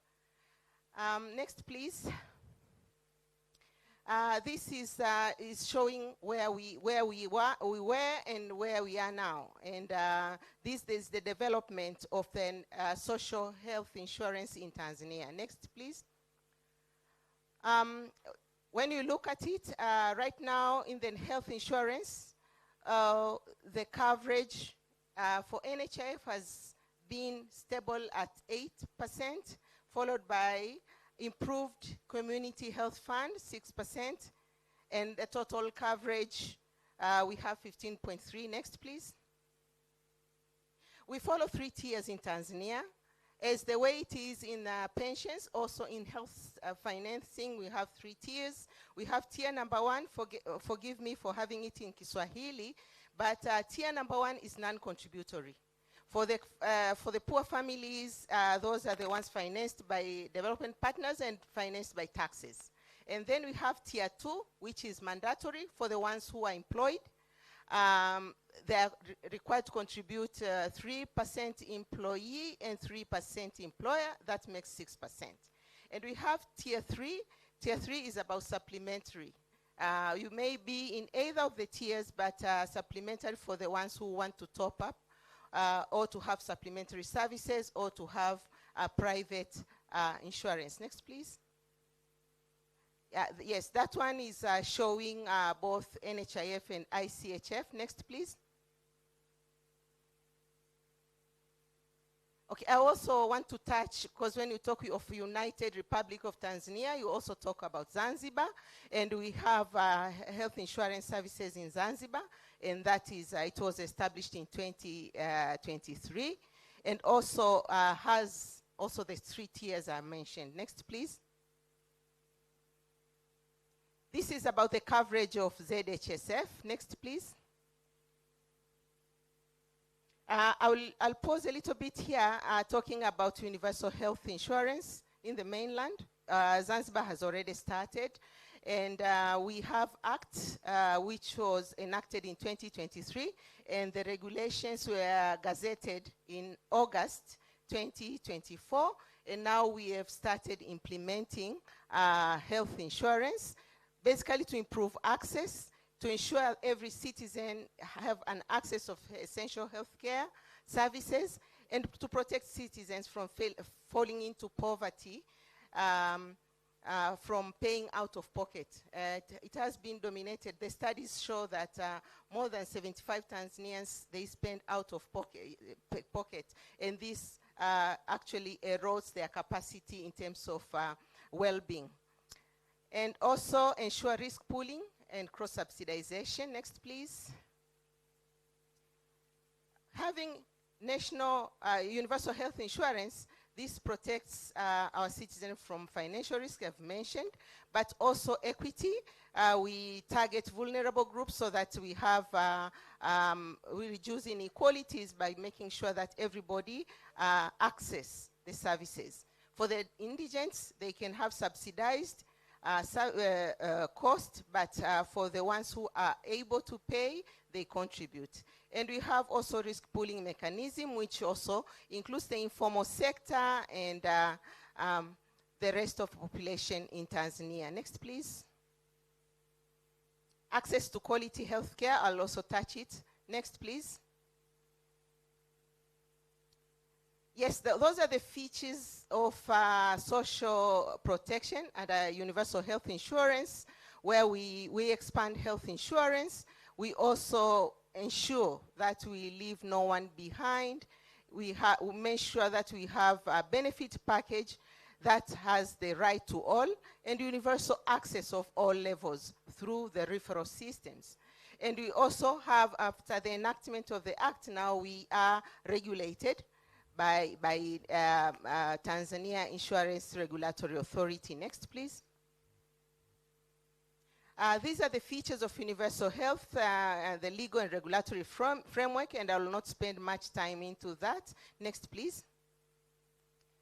The features of universal health insurance, as I've mentioned, the 3 tiers. The tier number 1, when we are talking about non-contributory, the government will establish a special fund for disadvantaged group, including pregnant women, children under 5, elderly, people with disabilities, and people with NCDs, non-communicable diseases.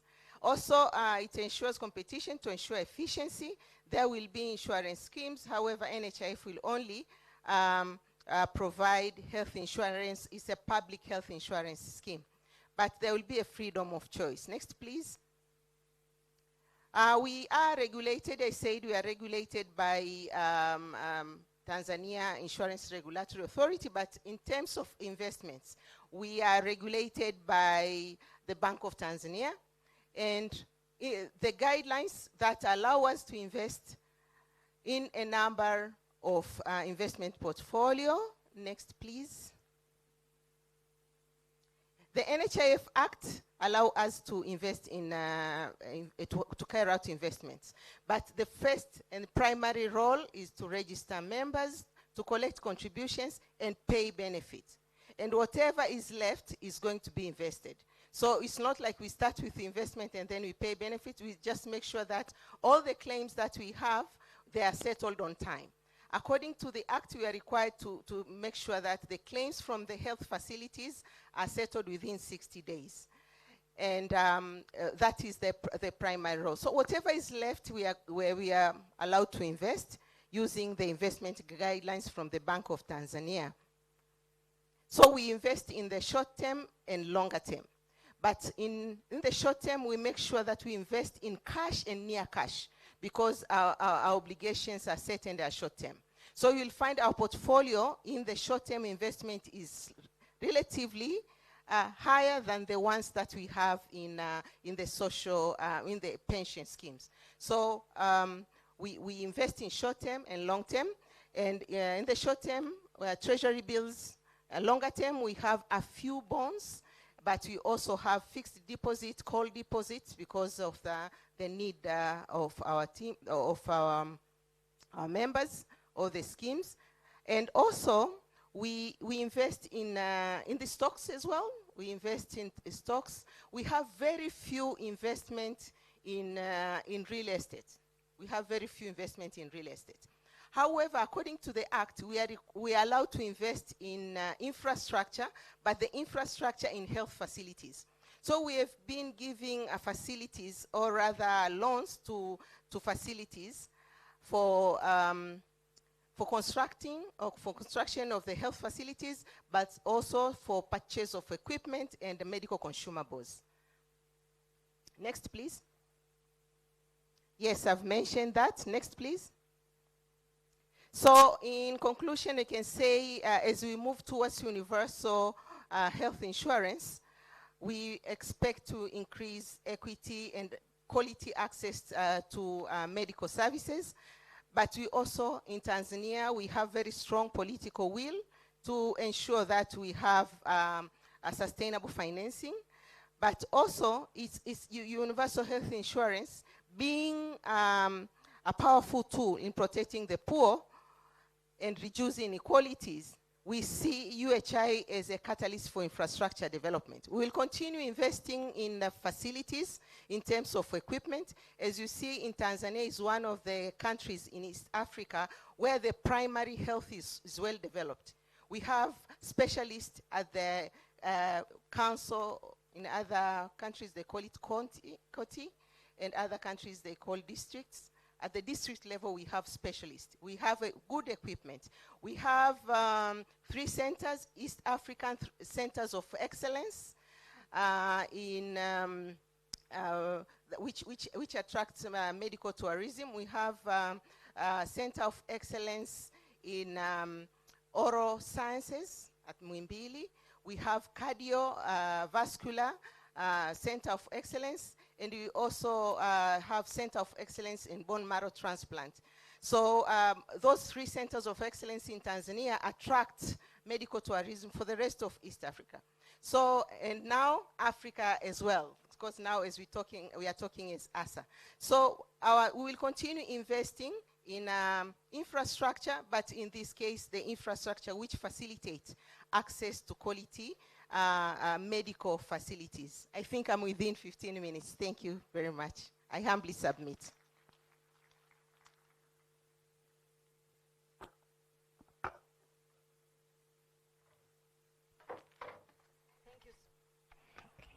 Thank you so much, Dr. Irene Isaka. She's the Director General for NHIF. Thank you for your profound and brief deliberation on universal health insurance as a vehicle for sustainable social security, the experience of NHIF. A warm round of applause for Dr. Irene, please. Next, I will invite Mr. Adebayo Araye, Senior Specialist, Catalyst Transaction, FSD Africa.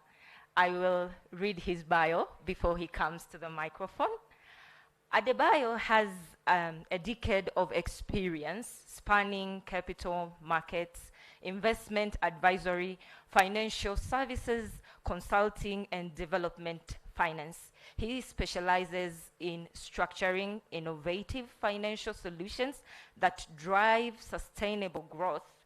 As a climate change champion, he collaborates with public and private sector stakeholders to implement transformative financing models that align with their sustainable objectives.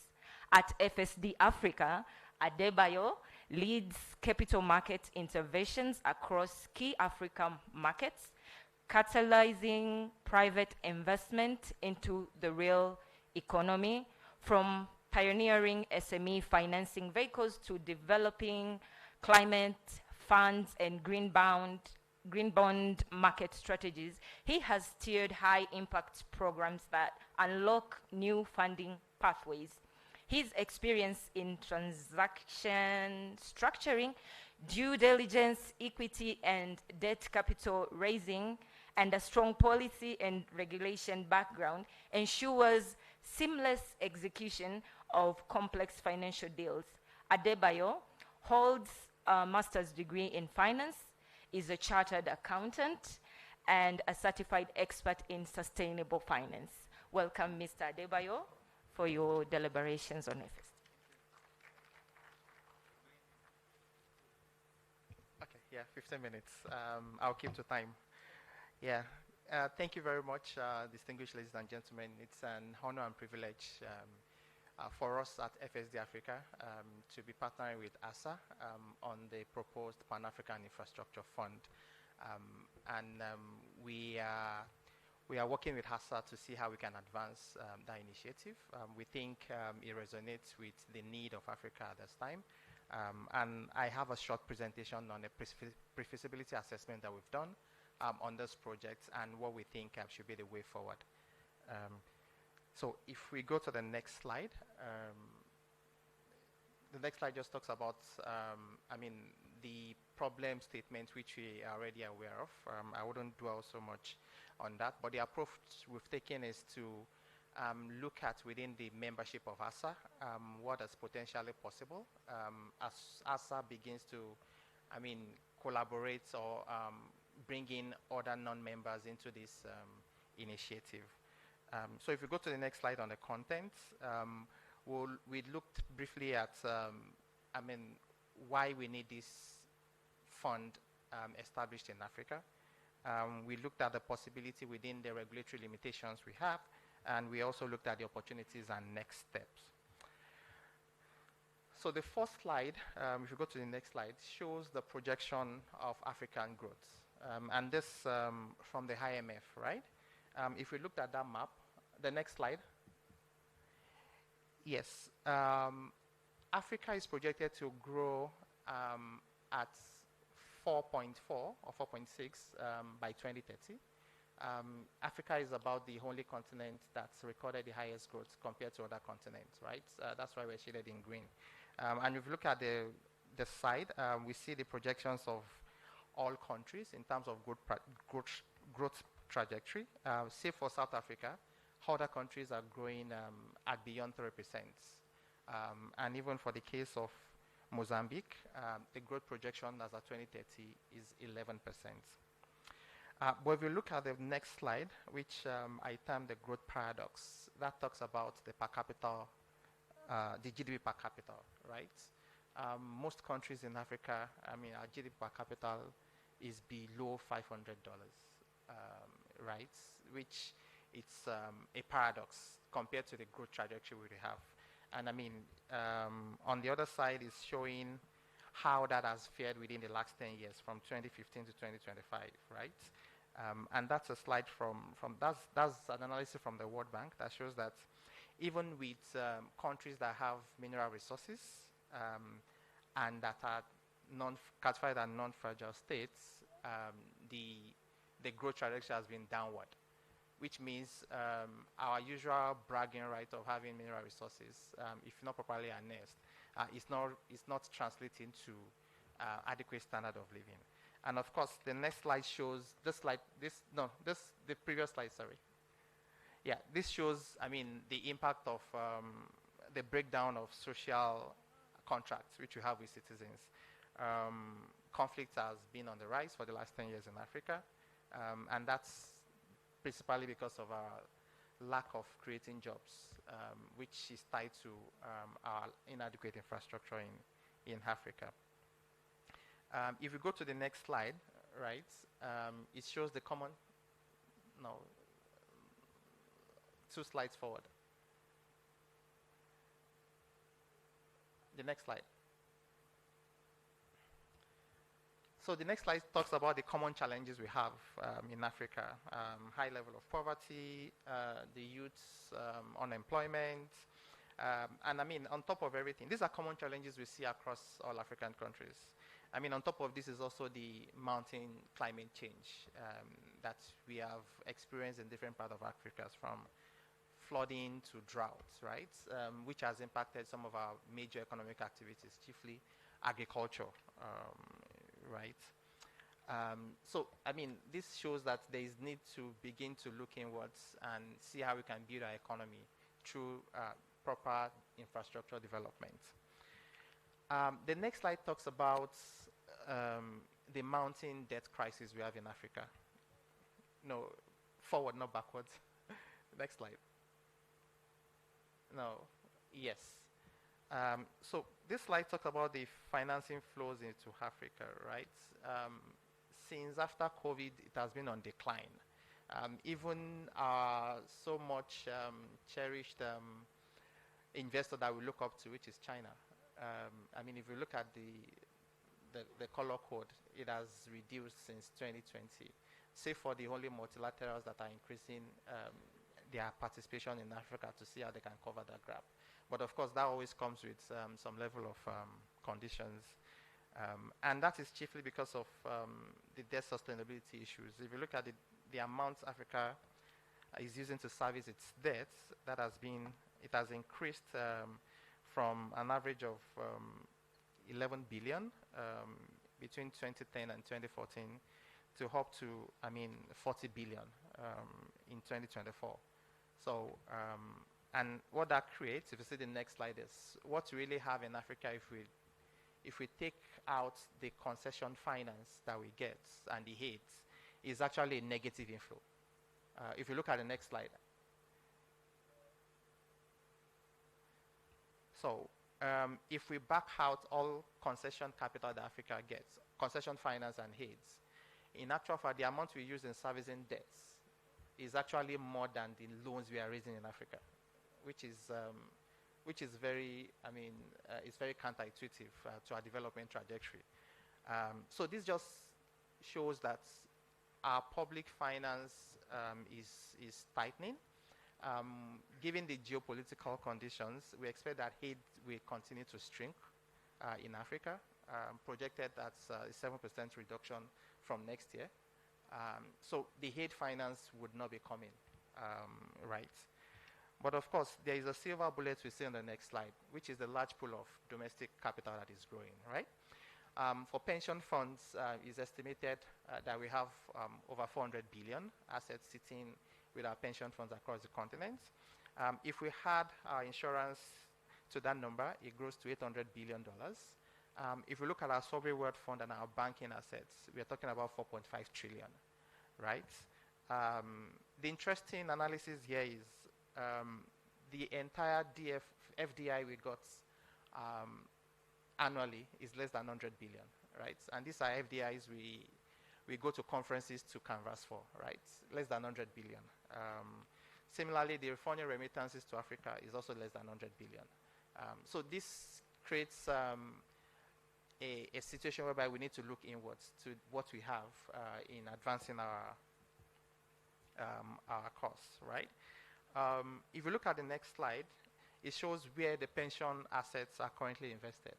I mean, we're heavily invested in government securities, right? And very lightweight when it comes to investing in the real economy, which are the companies that actually generate businesses and employment. Yeah.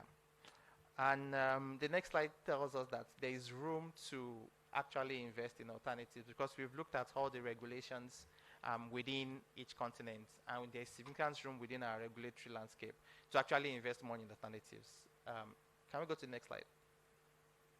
Yeah, so the headroom is there based on our regulatory limits to actually invest in infrastructure, invest in private equity and alternative assets. Yep. So we go to the next slide. Going into the project itself, what we did was we looked at the regulatory landscape.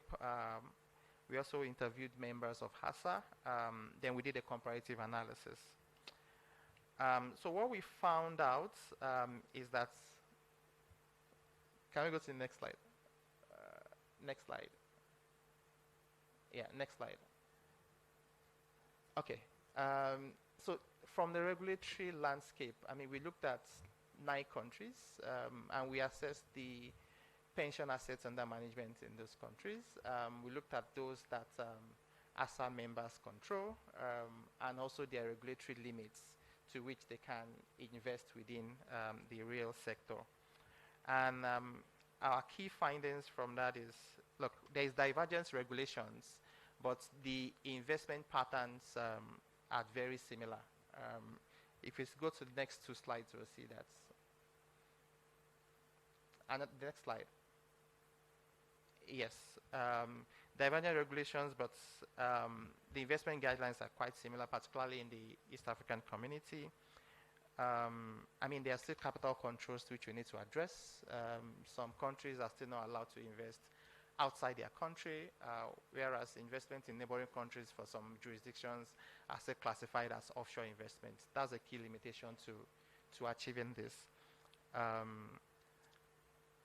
Of course, the pension regulations and industry in the markets are at different stages of development, and also, I mean, the asset size differs, but we see that with collaboration, there is opportunity to leverage and pass learnings across. The next slide talks about the key building blocks we see from interviews. I think for this to work, we need a competent fund manager that has the rights, a product that has the right governance structure. Earning above inflation is also very key to ensure sustainability and profitability. Liquidation is also an issue, which is a challenge in African markets. So the structure needs to have clear exit routes to bring funds back. We see a multi-strategy approach here, not a single solution for all, given that we have multiple countries here. Of course, we've talked about pipelines. I think bankable pipelines is also very key for this. And also, I mean, we set the target we think would be a good start is a $1 billion fund, right? I mean, this is just a scratch on the surface, because even within HASA members, we think there's opportunity to mobilize $5 billion.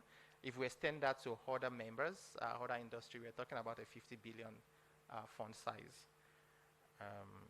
The next slide shows us what has been done across Africa. We've seen some funds predominantly in South Africa. That's the Africa Infrastructure Investment Fund, managed by Africa Infrastructure Investment Managers. They've been able to raise 1.7 billion over the 20 years of existence. We've also seen the Pan-African Infrastructure Development Fund, managed by Harits, Harrit General Partners. They've also been able to raise in excess of 1 billion and have invested in interesting infrastructures in South Africa, airports, power plants, and also the Africa 50, which AFDB pioneered with other states, other state governments in Nigeria, in Africa, sorry. The next slide also shows the investment platform that we've seen, both within and outside.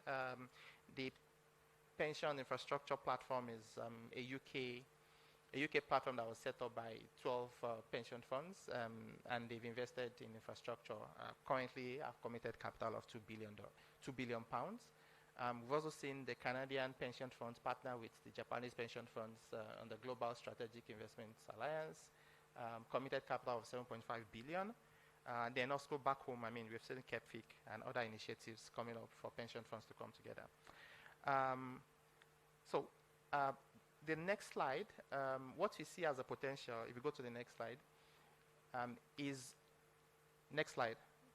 is opportunity to at least raise 4 billion, a fund of $4 billion in this room focused on infrastructure, if all ASA members commit to this, right? It's a good way, we think, to start, and we think this is achievable, right? And I mean, the next slide also talks about some of the findings we've seen. We think, I mean, the the initiative in the East African community that allows pension funds investments being classified as domestic investment is a very good one. It gives room for pension funds within the bloc to invest more if this fund is domiciled in any part of the region as a good start. I mean, that's just a preliminary analysis. By the time we go into the full feasibility study, we'll see what is also the opportunities that is out there in other regions. As we continue working on this project, I mean, we need to advocate for relaxed FX controls, right? It's interesting to note that in some countries, their country is not even allowed to invest in any currency aside from the local currency. Of course, I mean, investing across border in local currencies is very, it would be a very Herculean challenge. So I think as a forum, we need to continue to advocate for relaxed FX controls, particularly in investment across Africa. Also, if you go to the next slide, we think there's scope to include other players, both the pension funds, insurance funds, even our sovereign wealth funds. I mean, like we said, the pension funds have like 400 billion, but if we bring other people into this fold, we're talking about a 4.5 trillion asset class. And even if 5% of that is focused on infrastructure, I mean, that's significant. Right. If you go to 2 slides, for us, our suggested next step. Next slide. Yeah. I mean, is to, I mean, proceed with a feasibility study and have a validation workshop with members. We think a co-creation approach is the best thing. This should be designed for us and by us, right? So members' commitment will be needed to even conduct the feasibility study with the support of consultants that would help, hold a validation workshop to ensure that this fits into our existing framework and addresses our challenges, get a competent fund manager, and of course, get members to write the check for this fund. Thank you. I hope I stayed. Thank you so much, Mr. Adebayo. Please, let's have another warm round of applause for that. Our next presenter will be Mr. Masham Mshomba. Yes. I will read out his bio as he prepares to come to the podium. Mr. Masham Mshomba is the Director General for NSSF, Tanzania. Mr. Masham Mshomba is the Secretary to the Board of the National Social Security Fund, Tanzania. He has a wealth of experience spanning over a period of 20 years in senior management and operation in the areas of finance, accounting, and social security matters. From January 2015 to April 2021, he served as the first Director General of the Workers' Compensation Fund, WCF. He has also served as the Director of Finance and Administration of the then Public Service Pensions Fund, PSPF, from December 2003 to January 2015. Prior to this, Mr. Mshomba served as the Chief Internal Auditor at PSPF from January 2001 to December 2003. His past experience traces back as a banker examiner at the Bank of Tanzania, and before that, he worked with PricewaterhouseCoopers, PwC, and British Petroleum. He sits on the Board of Governors at the Eastern Southern African Trade and Development Bank, TDB, and on the boards of Aluminium Africa Limited, ALAF, Pension Properties Limited, and Watumishi Housing Limited. He is also the former chairman of the board of directors at Mkombozi Commercial Bank PLC from 2009 to 2015. And previously, he served as a member of the board of International House of Property Limited. He is also the chairman and council member of Tanzania Social Security Association, TSSSA, and council member of the Africa Social Security Association. I welcome you, Mr. Masham Somba, who will take us through the driving socio-economic development and infrastructures in financing and sale. Yes, please. Hello. Good afternoon, delegates. Yes, as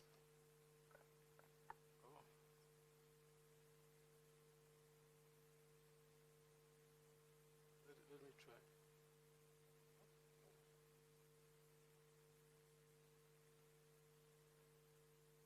Yeah, as pointed out, my name is Masham Shomba, currently working with the National Social Security Fund as Director General. My presentation will basically have three main parts. One on investment experience with particular regard to infrastructure.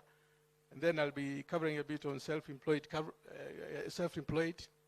we're also covering these people. And I also touch on service delivery with particular reference to the initiatives that we've been having on improvement of service delivery through automation.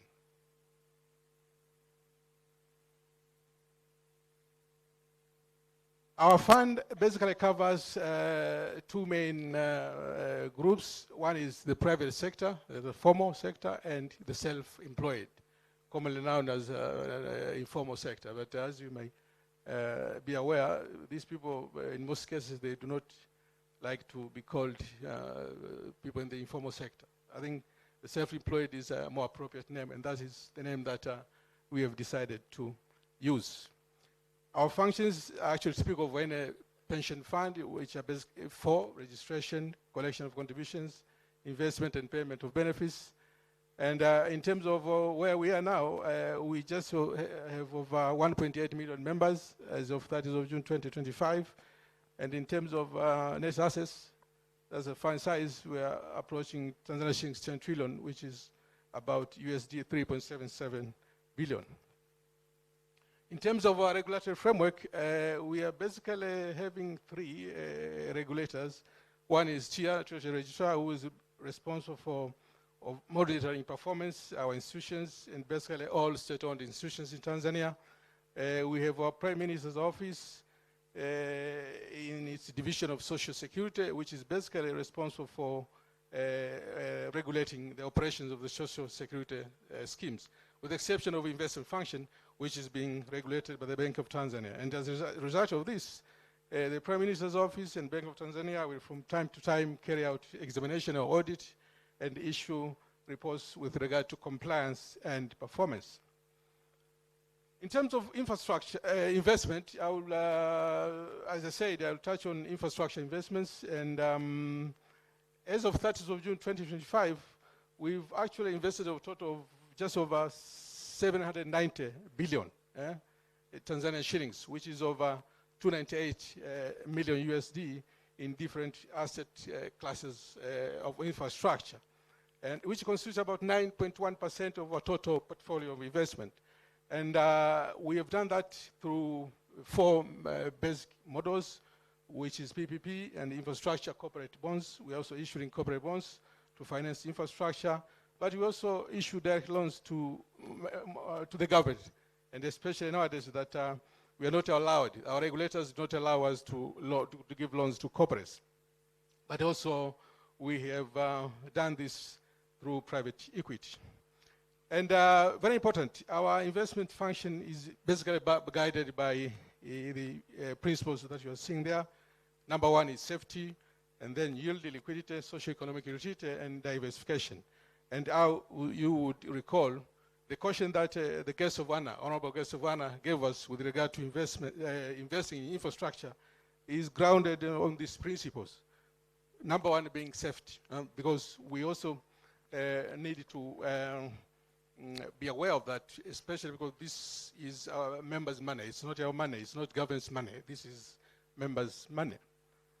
So as we venture into infrastructure investments, as we have already started doing, from the numbers that you're seeing there, we're very cautious, and we always follow these principles. And that's why risk management is always a dominant part of that.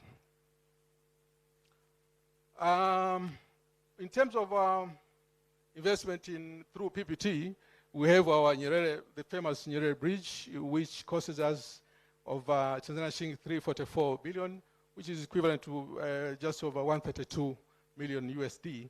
And it's giving us a return of at least, so far, 11.19 per annum. It has stimulated a lot of economic activities, particularly in Dar es Salaam and the Kigamboni area, and which has also culminated into having creating employment, not only for the people of Dar es Salaam, but also in other areas. We have done that through the design, build, finance, operate, and transfer model. And there is a concession agreement and financing agreement that we signed with the government. It's supposed to take a period of not less than 30 years. Those are just details of the structure of this investment. But the other area, as I said, that we have gone into through attempt to finance infrastructure is through corporate bonds. If you look at our balance sheet, a total of about Tanzania shillings 50 billion has gone into that area, and we've issued a number of bonds from time to time. One of them is the one that we participated through the Tanga Urban Water Supply and Sanitation Authority, and it is our water infrastructure, a green bond. We issued about, we contributed Tanzania shillings 5.3 billion. And in terms of return, we are getting a return of 13.5 per annum. The other bond that we participated is the famous Samia Infrastructure Corporate Bond. That was meant to accelerate the construction of rural roads and empowering local contractors. We participated to a tune of Tanzania shillings 15 billion, and that one is giving us a return of 12% per annum. The other bond is Zanzibar Sukuk bond, which was issued on behalf of the government of the revolutionary government of Zanzibar, and we participated together with other pension funds, of course. But for instance, of Tanzania,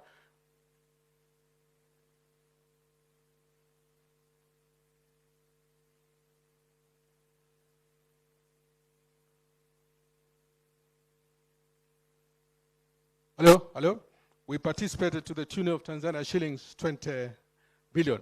And in terms of return, that one is giving us a return of 10.5% per annum.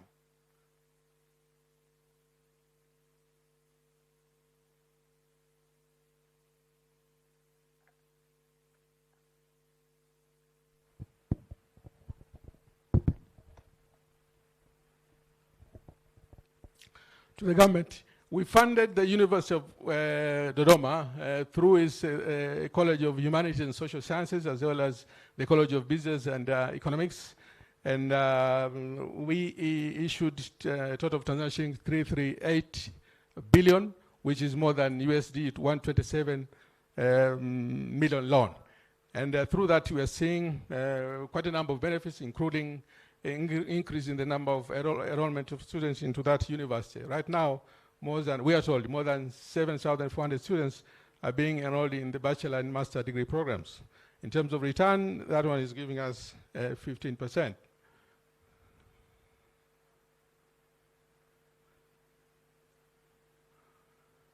The other one is the loan that we issued for construction of the construction of the Nelson Mandela African Institute of Science and Technology, and to the tune of Tanzania shillings 15.3 billion. And that one is also giving us a return of 15% per annum. The other area, as I said, that we are financing infrastructure is through private equity. We did that through the Trade and Development Bank, whereby we have our equity participation to the tune of USD 21 million. And through that, the bank is able to issue funds to various governments, including the government of Tanzania, to finance various infrastructure investments. Like in our case, I think this bank had issued a total of USD 1 billion to finance quite a number of projects, including the construction of standard gauge, rehabilitation of meta gauge rail, and rehabilitation of the electricity infrastructure. What are our future investment prospects? We are really thinking of going into area like road toll construction, the development of industrial parks, and we're also thinking about construction of warehouses along standard gauge railway, which is going to give us a lot of return according to the analysis that we have done so far. But we're also thinking about construction of passenger ferries and the rolling rollout of terminal, commonly abbreviated as RORO.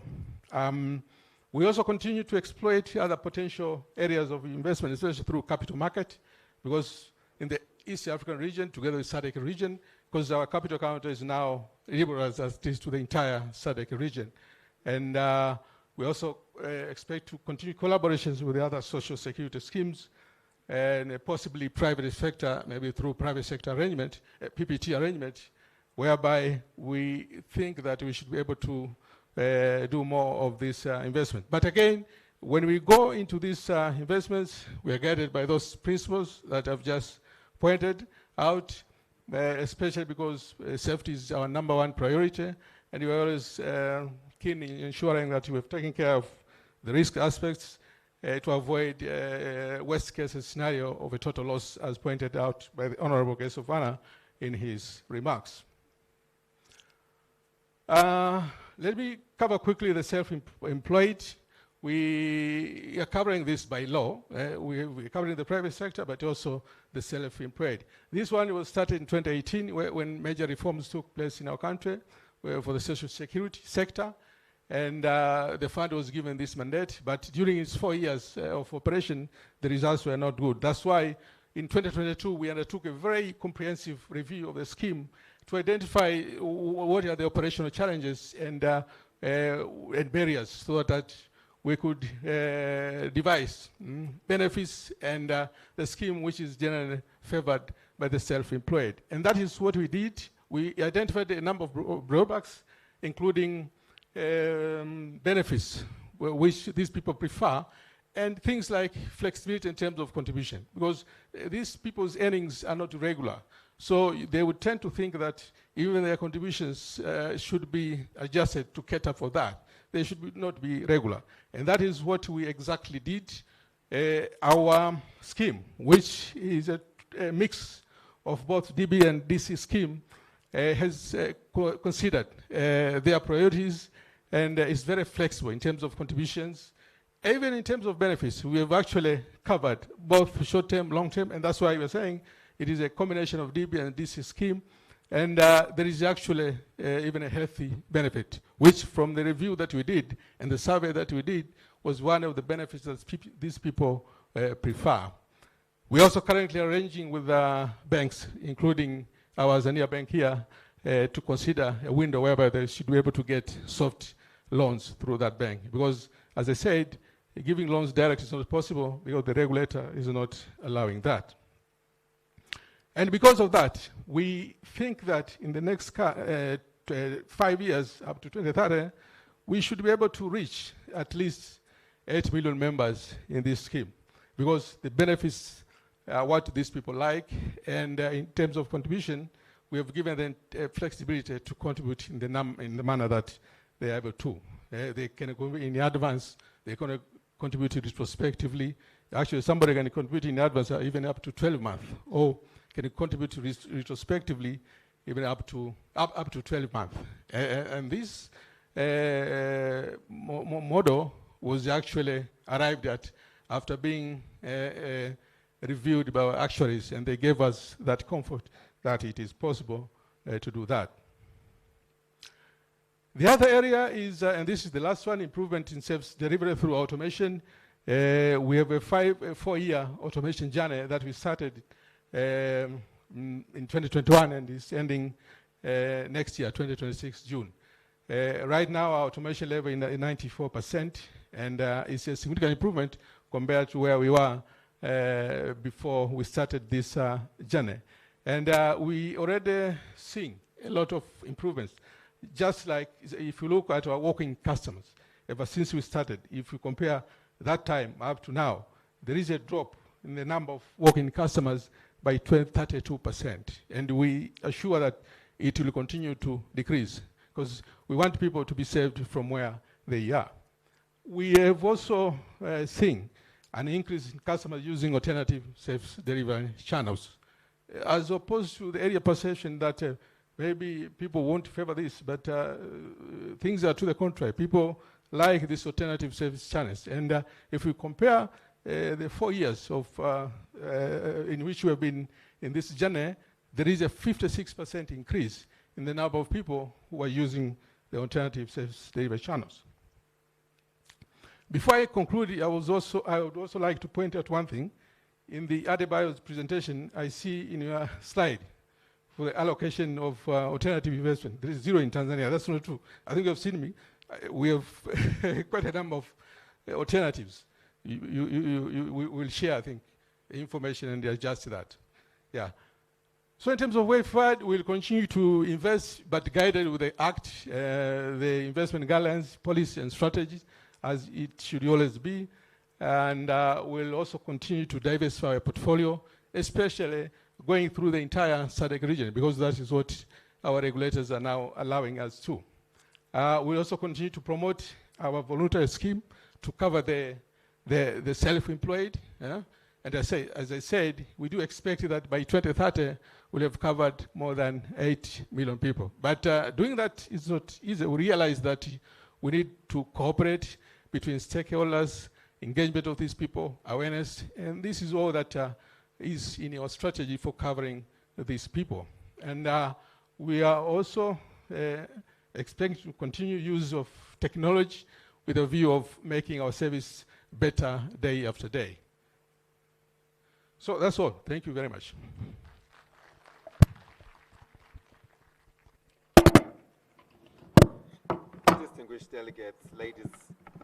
Distinguished delegates, ladies and gentlemen, can we please give another big round of applause to NSSF? One, for that powerful presentation, but two, which at this juncture allow me to yet again appreciate all our sponsors, starting with NSSF. Let's give them a big round of applause. I would also like to really thank PSSSF. Let's give them a round of applause. NHIF, let's give them a round of applause. WCF, a big round of applause. All these I'm mentioning now have sponsored this conference, but we also have ZHSF. Let's give them a round of applause. NIC, a round of applause. Tanzania National Parks, TANAPA. NMB Bank, Tanzania Commercial Bank, as well as Azania Bank. Let's give them all a big round of applause as we appreciate their contribution. Before I bring my next interesting speaker, distinguished delegates, ladies and gentlemen, allow me to recognize in our midst the presence of Mr. Boniface Mungangi, who is the Secretary General for APTAC, Kenya. Let's give him a round of applause. Delighted to have him with us. His twin brother to Meshach Bandawe. Thank you so much for being with us this morning. But again, with us, I did introduce countries by country earlier on, but in a very special way, once again, request to introduce all the way from AMIP South Africa, Mr. Richard Firth. If you can please rise, let's give him a round of applause. Right after this session, Richard, I will invite you to give a brief presentation on how ICT can enhance the performance of social security funds. Thank you very much. I now have the pleasure to invite our next speaker, who is none other but Mr. Ibrahim Muhana. Ibrahim, of everyone on the podium, you have the shortest bio, so allow me to read line to line. So Mr. Muhana is an established. We can save some time. No, I have the honor to do that. He's an established Muhana and core actuarial and consultant since 1986. But he graduated at the University of Michigan in 1976 with Masters of Science in Actuarial Mathematics. He's written several papers and delivered over 300 presentations, so today is going to be 301 on actuarial and insurance issues. Distinguished delegates, ladies and gentlemen, is here with us. Let's welcome him with a round of applause. Karibu sana.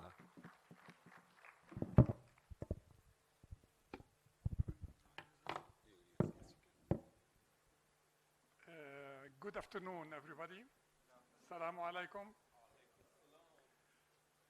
Actually, I was so conscious about long CVs. The only thing I would like to say, I've been practicing as an actuary for 50 years, and as a consulting actuary for 40 years, and the Social Security actuary for 30 years. And I think this is probably enough. The three, with the exception of our colleague from Kenya, our colleague from NHIF and from NSSF, have done a great job in their organizations. What I'm going to be talking about today is not what I have done in my organization. What I'm going to do is what you should be doing in your organizations. If you permit me, we were just saying what is the role of the actuary when we are talking about investment. So if we move forward, by the way, when I was initially asked to speak, I was given a 40-minute allocated slot. To my surprise, when I saw the brochure this morning, I realized it's 20 minutes. And to my surprise, again, when the MC was introducing everybody, she was whispering, you have 15 minutes. So I'm going to try to stick to the 15 minutes, and I believe that my presentation will be circulated, and hopefully it will make some sense to you guys. The next slide. I have to up here. Which one?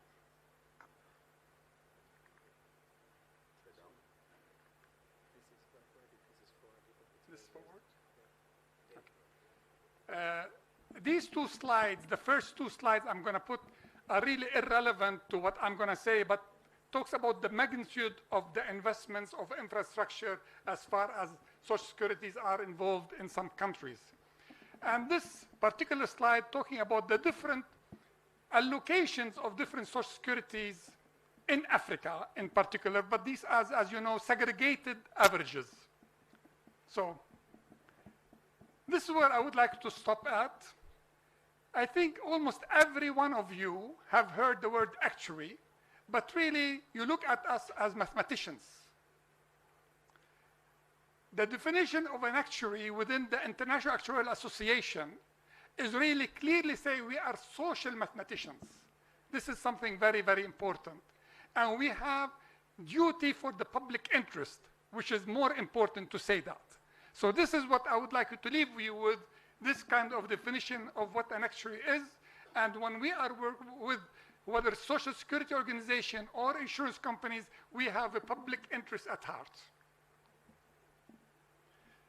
So what are we going to bring to the table when we are talking about infrastructure in particular? Masha mentioned the total assets of NSSF is about $10 billion. And he put the word net. When we think of net assets, we think as if it is, wow, this is something we can use easily. Because technically speaking, the word net, it means net of any other obligations. So really, if you look at the obligations of Social Security organizations, then we have to total about total assets, less the obligation, and then you look at the net assets. And this is only between parentheses what I would like to say. By the way, at least some Social Securities, they look at every year income in excess of benefit as surplus, which is awful. So that tells the politicians we are making money. So give more benefits or demand lower contributions. So these are terminologies that we have to worry about when we are talking about what are we looking at when we are looking at the investments. This particular example I put in is a true example. The reason I went back to 2015 is to show you what was the projection in 2015. Now we are in 2025. We survived that projection. So we have the figures of 2025 as was predicted in 2015. So this organization, right now in 2025, will have what we call, if we want to call it as assets, will have a fund like this. This fund is going to be depleted completely in 2038. So these assets are spoken for. And this decline is when we are talking about how these funds, that assets that we have, are going to be paid out, and we are assuming they will have the same value. But we all know that these assets will have lesser value when you start to liquidate them. They are good on books as long as you don't sell them. And we all know that the average infrastructure investment range between 10 years to 30 years as a duration. So this particular fund, which I'm not naming it, this particular fund in no way can even think of investing in infrastructure. Within 7-8 years, they will have no money. They need the money in the next 7-8 years to pay the benefits. So these are the things that I wanted to leave you with today. So in my presentation, I talked a lot about responsibilities, and many of you have heard the word ALMs and so on and so forth, but it's very, very important to look at the liabilities duration. I would like to comment to the presentation that started with Irene a little bit earlier when she said, we at NHIF, we are on the short-term business unlike the others. To some extent, she's correct, but not fully.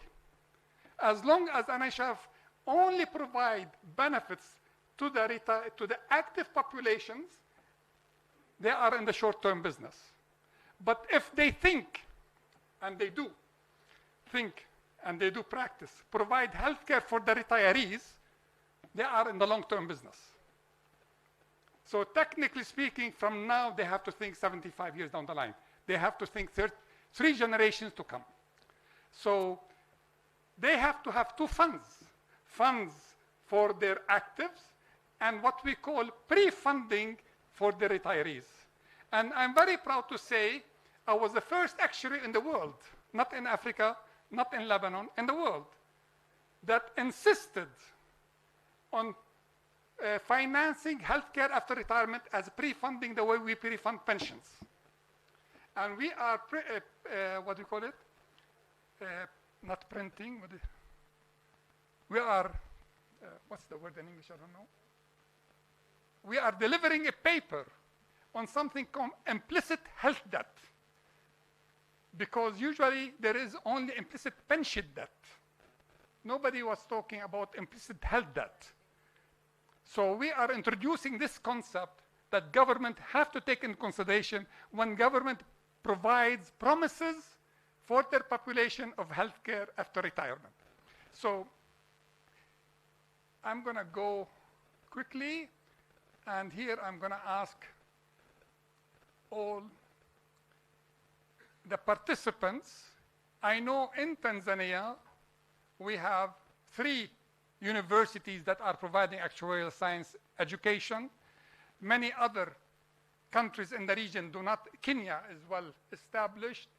Of course, South Africa, Zimbabwe are established, but many, many other African countries in East Africa, actuarial education is not well established. So I urge you as employers, as social security organization, to work closely with your universities, because you need actuaries. You don't want actuaries like myself. You want African actuaries, and introduce in Africa, educated in Africa, and to serve your needs.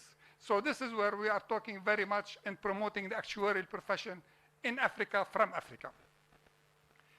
I'll move. I have these 2 slides that I would like to share with you just for fun. We all watch sometimes, not all, most of us probably watch, other than watching football, we watch Formula 1. And this race people don't realize how sophisticated it is. It is not how fast the car goes. It is so many things that goes into winning this race. Managing this race, you have to ask yourself so many questions. And you, as organizations, you have to ask yourself so many questions. Where we are coming from, where are we going, what are the tools we are having, what are the regulations we are bound by. These are issues that you have to ask yourself. Otherwise, you can manage your journey like this. So you have to decide which kind of journey you are going to take. Thank you very much, and have a good day.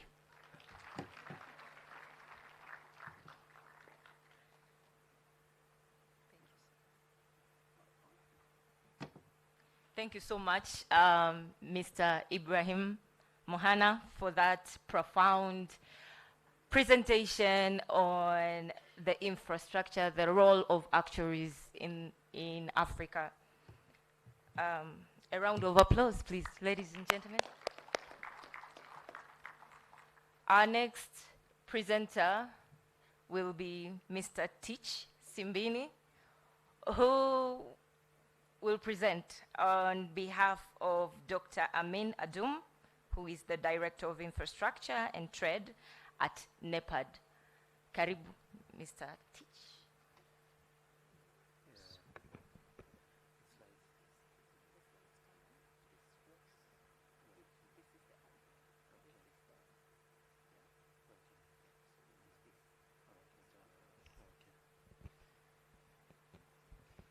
No, thank you so much. Sorry, I'm catching a cold, so my voice is a bit on the low side. Yes, please. Thank you so much. Whilst I'm waiting for the IT to load my presentation, allow me to introduce our organization. My name is Tichakunda Simbini. I work for the African Union Development Agency, which is the development arm of and implementing arm of the African Union. And our mandate is to work with member states to accelerate the realization of Agenda 2063, which has been talked about a lot in this morning. And we do this in 4 ways. We work with member states to accelerate the implementation of priority programs and projects across the continent. We work with member states to mobilize resources to finance these projects. And also we work with our partners, including now ASA and the pension, all of the institutions in this room, to coordinate immobilizing resources and also then providing evidence-based advisory service to our member states. So in this presentation, I am grateful that I'm making this presentation after all of the presentations that were made yesterday by Dr. Anselm and also my colleagues on the panel. And I'm going to present to you some of the work that we are doing on the continent and proposals of how we can work together so that we can realize the vision and the ideas that have been proposed in this meeting. So what I'll do is I'll take you through the Agenda 2063, and then I'll look at the priority programs and projects, infrastructure projects on the continent briefly. And then we'll go into one of the things that has been proposed is how do we then create an ecosystem of us to have a pipeline of bankable projects. And I'll look at the work that we are doing in setting up regional electricity trading financial markets, which will help also in terms of helping all of the institutions here to syndicate in financing projects across regions and also across the continent. And then I'll then conclude with a few recommendations. So, as you are aware that Africa has set for itself a goal of the Africa we want by 2063 through the Agenda 2063, which is of a more integrated, prosperous, and peaceful Africa, driven by its citizens, as we are doing in this meeting, representing a dynamic force in the international arena. And in 2023, our heads of state launched the second 10-year implementation plan of Agenda 2063, and they've declared that the next decade is going to be a decade of accelerated implementation of Agenda 2063. And this meeting is coming at a very pivotal point in terms of how we can then also be able to accelerate the realization and investment in some of our priority programs and projects. And they have set for us 7 moonshots, and this include the desire for our member states to attain middle income status by 2033, and also for the continent to be integrated, for us to establish democratic institutions, and also to have a peaceful Africa, which is driven by Pan-African values and people-driven, and which is influential across the global arena. And so they have also set a target for us in terms of how we can achieve this. In terms of Moonshot 1, for every member state to attain middle income status by 2033, they've said that we should at least aim to have annual GDP growth of at least 6% over the period. And Adebayo made some presentations in terms of the projected GDP growth, and also the fact that he stated that we have got very low GDP per capita across the continent. And so that means that all of the things that we are doing across the continent, we really have to do things differently so that at least we attain that vision of all of our member states attaining at least middle income status by 2033. And then so some of the interventions and priorities that they have set for us to achieve that goal of attaining at least middle income status by 2033 are the things that have been discussed in this meeting.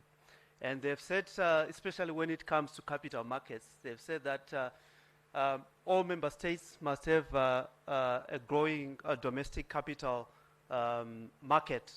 And some of the recommendations they've said that we need to look at establish the necessary regulatory frameworks for capital operations. We should also implement policies to promote linking national capital markets to regional as well as continental and global markets, which was also highlighted yesterday and in the preceding presentation. And I also see that NSSF are looking into spreading into the SADC region, which is also positive. And then they've said that we should establish capital market infrastructure platforms. And there are 4 EU financial institutions that are expected to be operational during this decade. And one of them is a Pan-African stock exchange, which is part of the things that I'm going to be presenting to you in terms of what we are doing to take the necessary steps towards that. And then when it comes to Moonshot 2, which is for Africa to be more integrated and connected by 2033, we are implementing a number of priority projects and programs, which include the African passport and free movement of people, the Africa single Africa air transport market, the integrated high-speed rail network, and in this presentation I'll present the last 2, which is the program for infrastructure development in Africa, as well as our aspirations to establish a single electricity market across the continent that will link all the 5 power pools into a single electricity market, and also enable the continent to trade power with Europe as well as Middle East and the Gulf states, and through that also by extension to Asia.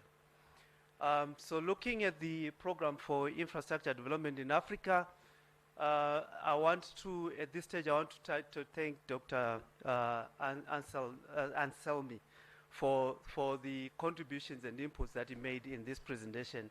And I think I need to mention that this priority list of projects was distilled from the member states' priorities, so which means that what I'm presenting to you is only a small fraction of the infrastructure gap that we want to cover on the continent. These projects are only transboundary projects or projects with a regional impact. And in that priority list of projects, we've got 69 projects, and we aim to mobilize over $160 billion from the period of from 2021 up to 2030. And as part of the mobilization of resources, one of the things that our member states have said is that we should have a domestic resource mobilization strategy, and we should aim at least to work with our institutional investors to commit about 5% of their assets under management towards infrastructure investment on the continent. And Adebayo mentioned also that the 5%, if you look at the global assets under management for all of the institutional investors across the continent, that could be adequate. But I also want to acknowledge the target that was mentioned yesterday of 15%, which shows the size of the ambition that we have. And I think you'll see also in my presentation, in my recommendations, how we would propose that we should take it up with our heads of state. And then, in addition to the program for infrastructure development in Africa, we are working on the Africa single electricity market. And some people have asked me, because I lead the team that's working with all the 5 power pools, to develop this Africa single, to develop the roadmap, the Continental Power Systems Master Plan, which is the roadmap for us to achieve this Africa single electricity market. They've asked me and said, is this possible? Can we see it in our lifetime? And Tanzania last year commissioned the connection between, the interconnector between Tanzania and Kenya. And that was a very important milestone, because for the first time we are closer to integrating the Southern African power pool to the East African power pool. And once the last connection between Tanzania and Zambia comes on stream by 2027, 2028, we will have a market that stretches from Cape all the way to Cairo. So you can see that as a continent, we are making significant progress towards integrating the continent through the electricity market. And this market, once operational by 2040, we estimate that it will create a market of about 136 billion, of which we will need about to invest about 1.3 trillion US dollars to achieve that goal. And 1.3 trillion US dollars will be required for us to more than quadruple our power generation capacity currently, to from about 263 gigawatts to about 1,200 gigawatts by 2040. Why is this important? It is very important because without investing adequate power generation, we cannot create employment. We cannot grow our economies. We cannot attain the vision of attaining middle income status by 2033. Most importantly, we cannot create employment for our growing population.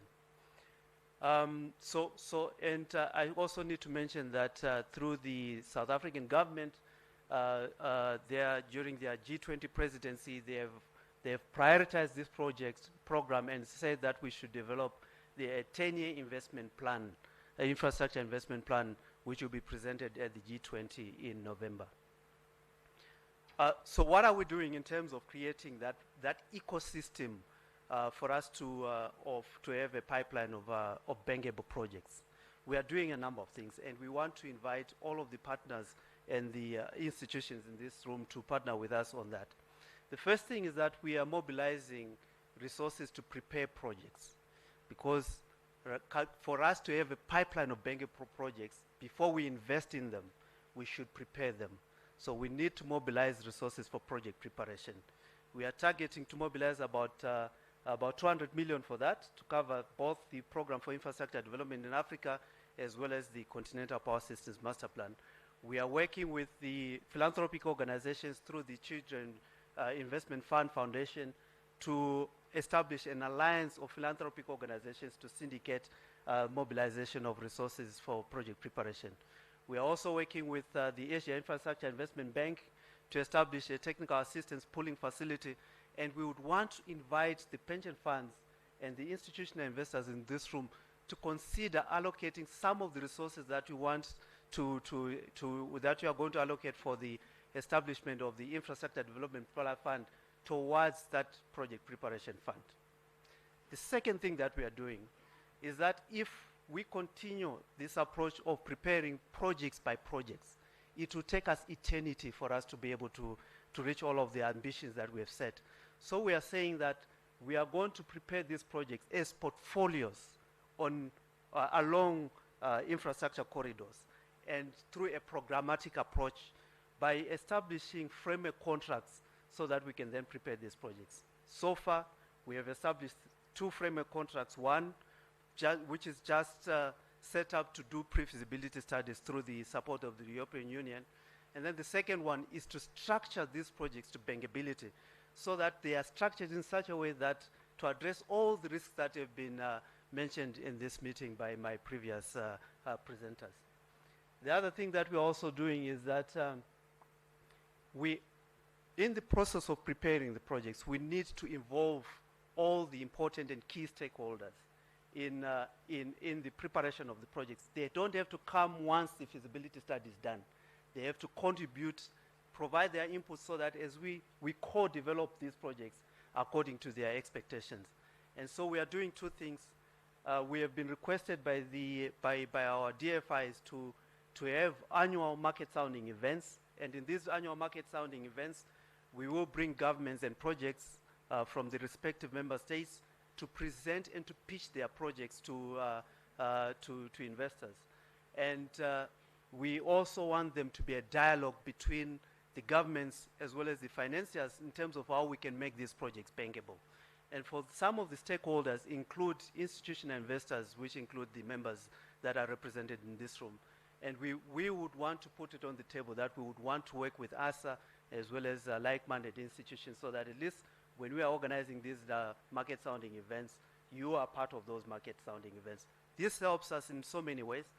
It helps you to co-create the pipeline of bankable projects, and it also helps you to plan and see how the infrastructure projects on the continent pipelines are developing, so that at least you can then plan with your investment committees to allocate some of your assets to the investment of those projects. And then, of course, we are proposing that we should work with the private sector. Now,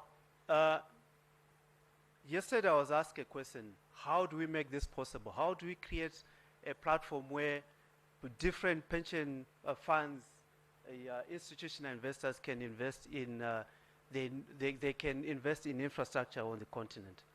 We are piloting the creation of regional electricity trading financial markets in the Southern African Power Pool. And these markets will have a number of products that we think are going to be very of interest to all of you in this room. The first one is that you know that currently the Southern African Power Pool is the most advanced power pool on the continent, and member states are trading power on this platform. And also the West African Power Pool has also started trading power, and we are working with the East African Power Pool and the Central African Power Pool. So we want to pilot the establishment of financial derivatives, so that as we are trading in power, we are also trading in energy futures contracts, and as well as your swaps and options. And for that to happen, your pension funds and insurance funds should participate in that market to provide liquidity, and also to the necessary financial engineering for these instruments to be developed. The second product, some of the products, the 2 minutes, I'll then come up. What I'll do is I'll circulate this presentation. At least you can then see some of the instruments that we are piloting. But let me now jump to the recommendations, some of the recommendations that we want to put on the table. We want to propose that, as was recommended and suggested yesterday, for the political buy-in, we work with the African Union member states to get a commitment to allow pension funds and insurance funds to invest in to allocate 5% of their asset under management towards infrastructure investment. And we also want to propose that we should, through a decision from the African Union heads of state, for the harmonization of regulatory frameworks to allow cross-border investment in pension funds and insurance funds, and also to explore that the insurance and pension funds can contribute to the planned Africa Union Agenda 2063 Development Fund. And for that, I want to put it on the table that perhaps you could consider the planned infrastructure investment fund by ASA being the infrastructure window of that Agenda 2063 Africa Development Fund. And then we also propose to work with ASA for the full launch of the fund at the Luanda Finance Summit, which is being organized in August, and to also for all these resolutions to be part of the to be put on the agenda of our heads of state.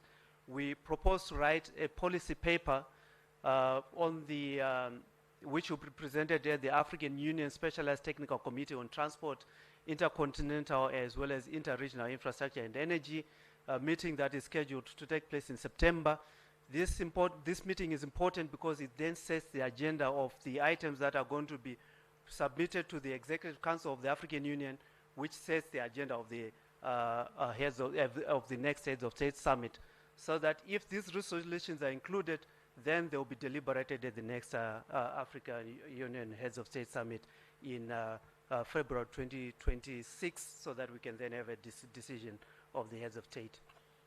And then, in addition, we propose to work with ANSA for the CMP 10-year investment plan to see if we can have at least an expression from the members represented in this room to commit some of their resources to support the ambitions for the CMP 10-year investment plan, which will be launched at the G20 in November 2025. And as I mentioned, on the Southern African Power Pool, electricity trading, financial markets, it's going to be important that we co-develop this with you, and we would invite you and ASA with the member states to be part of that committee that will provide inputs in shaping these electricity trading financial markets. And most importantly, the thing that we all are interested in is bankable projects. We propose that at least we organize joint sessions with between ASA as well as the Africa Insurance Organization, and also coordinate your participation at the market sounding events and investment promotion events that we will be undertaking to promote these projects under the Program for Infrastructure and Development in Africa, as well as the Africa Single Electricity Market.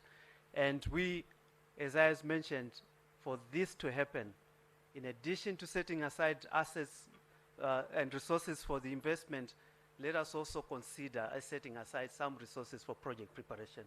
With that, I want to thank you for your attention. We look forward to the continued deliberations. Thank you.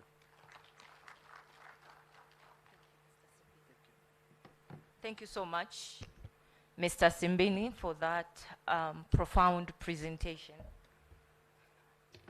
Dear delegates, I'm informed that we will break out for lunch at exactly 13:30 hours. So we have 28 minutes to go, of which I will welcome Mr. Richard Firth from MIP South Africa, who will do a very brief presentation of 5 minutes, followed by Mr. Patrick Michael Ayota, who will come in for the short conclusion on all presentations that we've had today and a vote of thanks. Welcome, Mr. Patrick.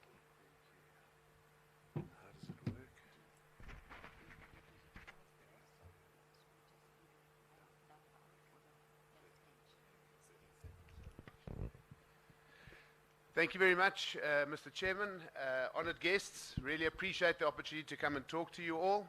Sorry about not wearing a suit. My suit is still flying around in Kenya Airways. So if you've got 5 minutes to shop, I'm actually a Arusha model today to show you what you can buy in 5 minutes in Arusha. But thank you very much. I want to talk, a lot of the themes are in investing and finance, but I'm going to just break away a little differently and look at digital innovation and turning things a little bit on its head. And if we look at the investments that people are talking about today, our whole industry, all of our ministries, the collection of funds are all built based on workman's compensation, pension fund, but actually we are all looking after a person, we're looking after a citizen. So we've broken our whole management model down to the way we collect money for the citizens of our countries.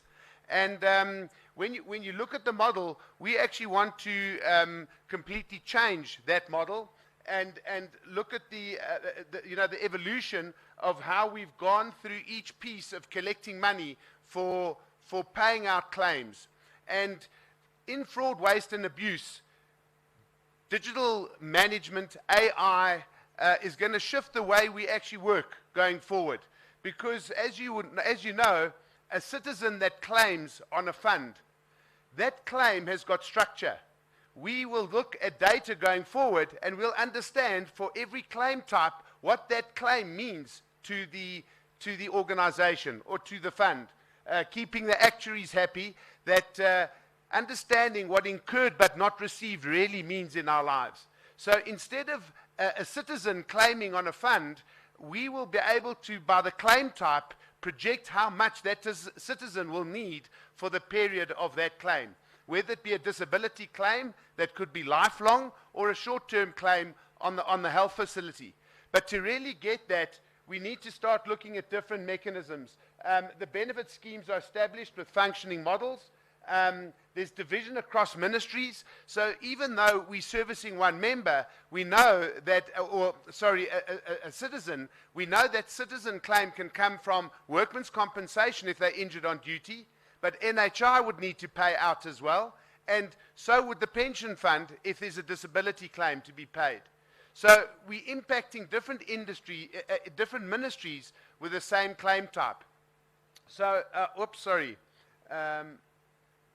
we're really wanting to look for fundamental change in saying digital management can actually take our citizen and put the citizen in the center of everything that we do. So if a claim comes in from a citizen, actually that claim can impact any ministry it needs to, but we actually manage that claim centrally. And the data for the claim is posted into that ministry from a central platform. So digital transformation unifies silos around the individual citizen. The citizen is no longer a claimant, but a digital profile managed holistically within government. And that's really all the social security ministries. You are the mother and father of the citizens in the country. And if we can look at a citizen digitally, we know that computers will tell you everything about that citizen. If a citizen is unwell, the system will be able to tell us that there's been a claim, or that individual has been to a hospital, or they've been to a care facility in the country, and what that care actually needs for the citizen. All benefits, risks, health, investments are rendered as an integrated service. Support smarter, more compassionate governance and timely service delivery. So if we centralize the claim process across all of our ministries, it will fundamentally change the way the citizen interacts with the state. But as you can hear, it's quite a big shift in terms of mindset in how technology can help us change the industry and help us manage the citizens in our country. There's just a view of combining different benefits into a unified system. The process of integrating digital technology into each area, a comprehensive digital representation of the citizen, inclusion of new benefits. We're looking at systems, we go out for tender in each one of the verticals, but when you really look at Africa, our benefits are very different to what the rest of the world looks at. For example, how many people actually think about a data benefit when a breadwinner can no longer earn money? Can we give their family a data benefit where we can still communicate with that family to sort out the claim, to sort out the finances for that citizen? It might be an immediate, as you say, your immediate look is on the health, the provision of health, but the long-term disability management, what does that actually look like for the citizen? So it's a very different way of looking at a smarter governance model of putting the citizen in the center. Traditional models don't account for local socioeconomic realities. It's uncommon to encounter provisions such as airtime benefits, even grocery benefits, like can we supply food to the family while they are in this crisis, while they're initiating a claim. So it's actually a card that you can only buy food. It's not an open, here's a cash benefit that you can go and spend anything, you can go and buy anything, but actually limiting what can be bought for those very specific benefits that the platforms can pay out. Families often rely on mobile money, community support, and informal care, allow benefits like zero-rated rates and taxes.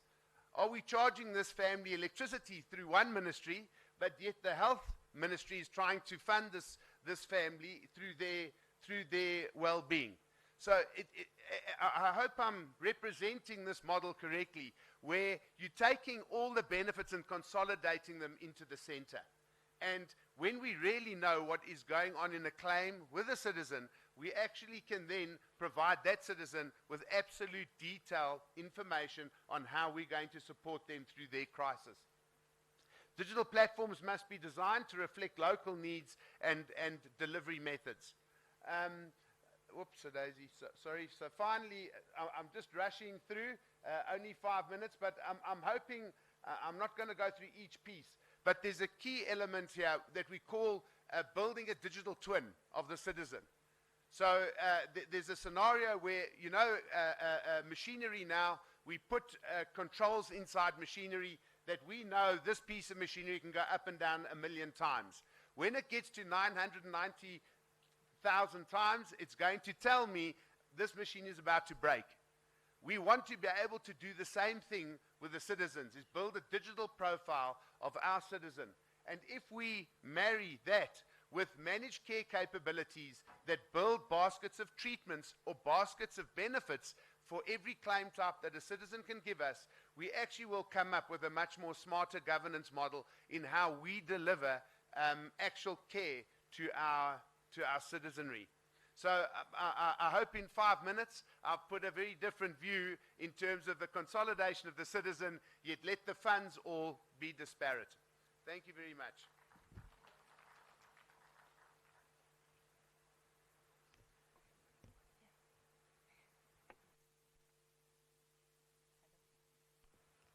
Thank you so much, Mr. Firth, for that brief deliberations on digital transformation for social security funds. Now we are going into our conclusion part for this afternoon.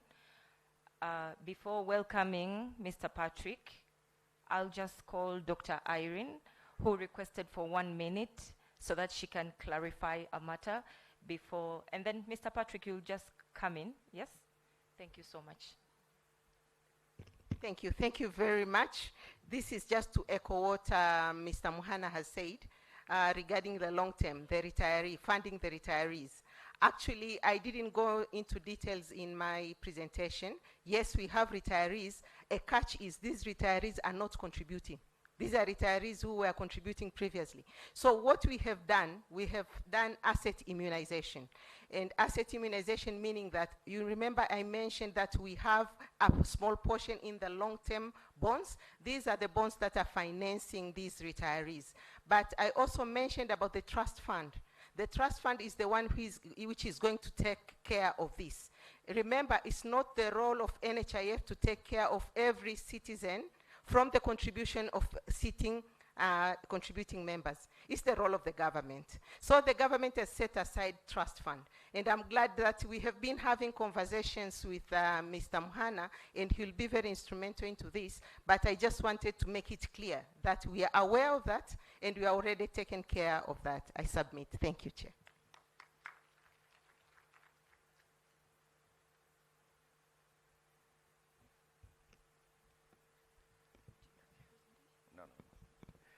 Good afternoon. Good afternoon. My role is kind of summarize and thank the presenters. My take on what you have done. Now, I may get wrong. Yeah, please, this is my take. I've been known to take some things the wrong way, but I hope that's okay. Irene, thank you very much for your presentation. I think that clarification was quite pertinent in terms of the approach towards healthcare that Tanzania is taking. Especially like the model you have in terms of trying to mirror how the provision of social security, actually pensions, you have got the basic, then you go on applying that the healthcare area. I think a number of countries that are struggling with how to implement healthcare, we can learn a lot from Tanzania. Mr. Adebayo from SD Africa, a couple of things as you were concluding were interesting. He said that if the current members, without the new members who have just joined, contributed just a slight bit based on their own country regulations to the infrastructure fund, we'll be able to raise $4.5 billion. Just think about that. And that's about 7 or 8 countries. If we just looked at our regulations that we have at the country level, we could fund $4.5 billion into this fund. If all the other 15 members came on board, that number now gets towards 15 billion. And the point is, most of this when I looked at the graph you had, when you saw NSSF, I think for Uganda, you had about $680 million. If we put it over time, at the end of the day, it's no more risky than the investment would make in terms of that. And I think there's a call for us to actually work together. Something else that you raised, and I think now it was also raised by Mr. Doma, there are already institutions that have been set up. Africa 50 was set up by the Africa Development Bank and African countries. You just talked about the mandate the African leaders have to kind of mandate a contribution of 5% of assets under management. In other words, ASA, can we plug into what these guys are doing so we don't have to begin from ground zero to build that infrastructure fund? Can we, hopefully as you do the feasibility study, can you look at how we can plug into that thing in the existing structure so that we can actually work on it? I think that was quite amazing. My friend, Mr. Maisha from NSF Tanzania, you showed up a very interesting thing. All along we've been talking about we need affordable infrastructure funding.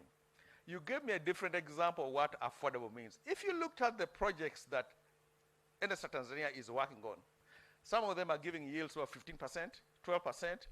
So affordability does not mean it's cheap. Affordability doesn't mean low yield. Let's redefine affordability.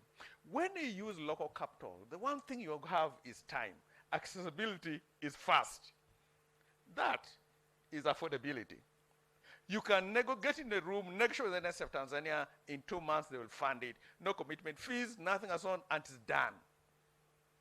So affordability doesn't mean it is cheap. So for us who are looking at our members, it doesn't mean you are sacrificing yields to get into the infrastructure space. It doesn't mean that. And that's a good lesson that I think NSF Tanzania has actually taught us in that we actually, and the other thing that was so good, and I think it was mentioned, you're looking at expanding into the rest of ESC and SADC. We I think talks a lot about that. My friend, Mr. Muhana, very passionate about data. I think the takeaway from you is this, guys, let's go back and model our schemes. We may think that your scheme is healthy, but may not survive the next 15, 20 years if you model it correctly, which means you've got enough time to make corrective measures if you identify what the problem could be. Even when you're a Provident Fund, I'm from NSF Uganda, we're a Provident Fund. We have a very good match between assets and liabilities currently. Good match. But he said something. The benefits tend to increase faster than the contributions, which means, and we did actually that, and we found out that if we didn't change, we're dead by 2042. That would be die. So we had to change in terms of way to. So please model, invite him, he will help you so that actually you can model the health of your scheme. He's given you a timeline. It needs to survive for the next 75 years. That's how you need to look at your scheme in that case. Thank you. Mr. Dem, I think the thing that you raised, the 4 institutions, the agendas that the African Union has, I think to me has been, what is good is, at least from the continental picture, there is talk, there's discussion. And touching all the key points, I mean, just from investments, from integration. I had an interesting question, which was very interesting. You want Africa connected from Cairo to the Cape. We know that Morocco just built high-speed rail that can fly maybe at 200 kilometers an hour. We know that Tanzania is just doing the SGR, which is supposed to take us from Dar es Salaam all the way to Mwanza, 160 kilometers per hour. Uganda is trying to run SGR with Kenya, which should take us from Mombasa to Kampala at 120 kilometers per hour. And I'm saying, is there some level of consultation that, guys, if you're going to do SGR, this is your standardized speed, so that if a train takes off from Morocco, Casablanca, it doesn't get stranded in Mombasa because either the rails, the structure is too short to take it.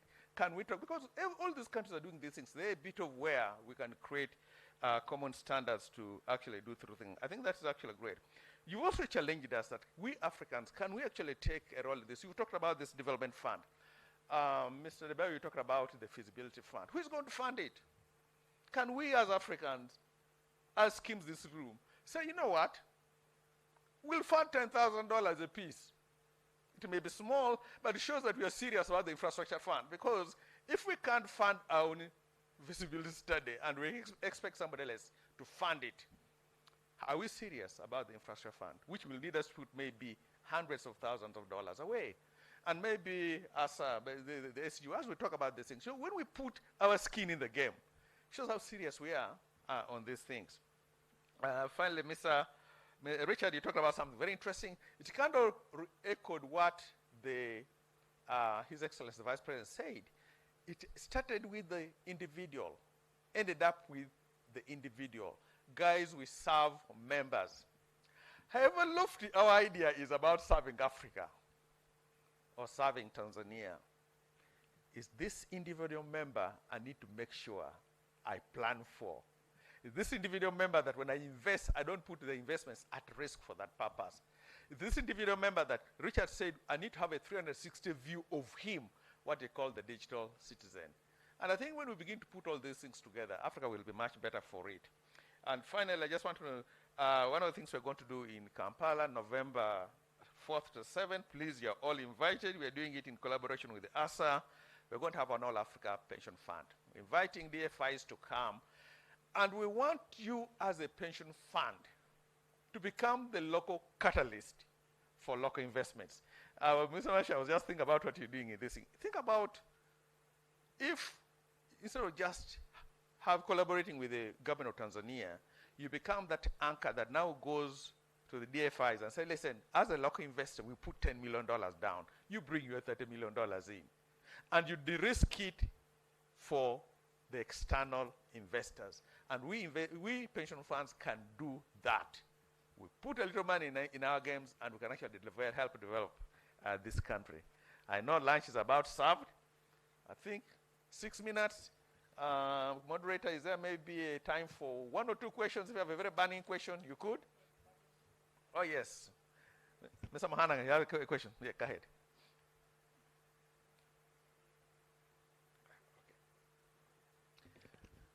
Yes. So we'll take a couple questions. Go ahead. Thanks a million for wrapping up. I love to make 2 comments.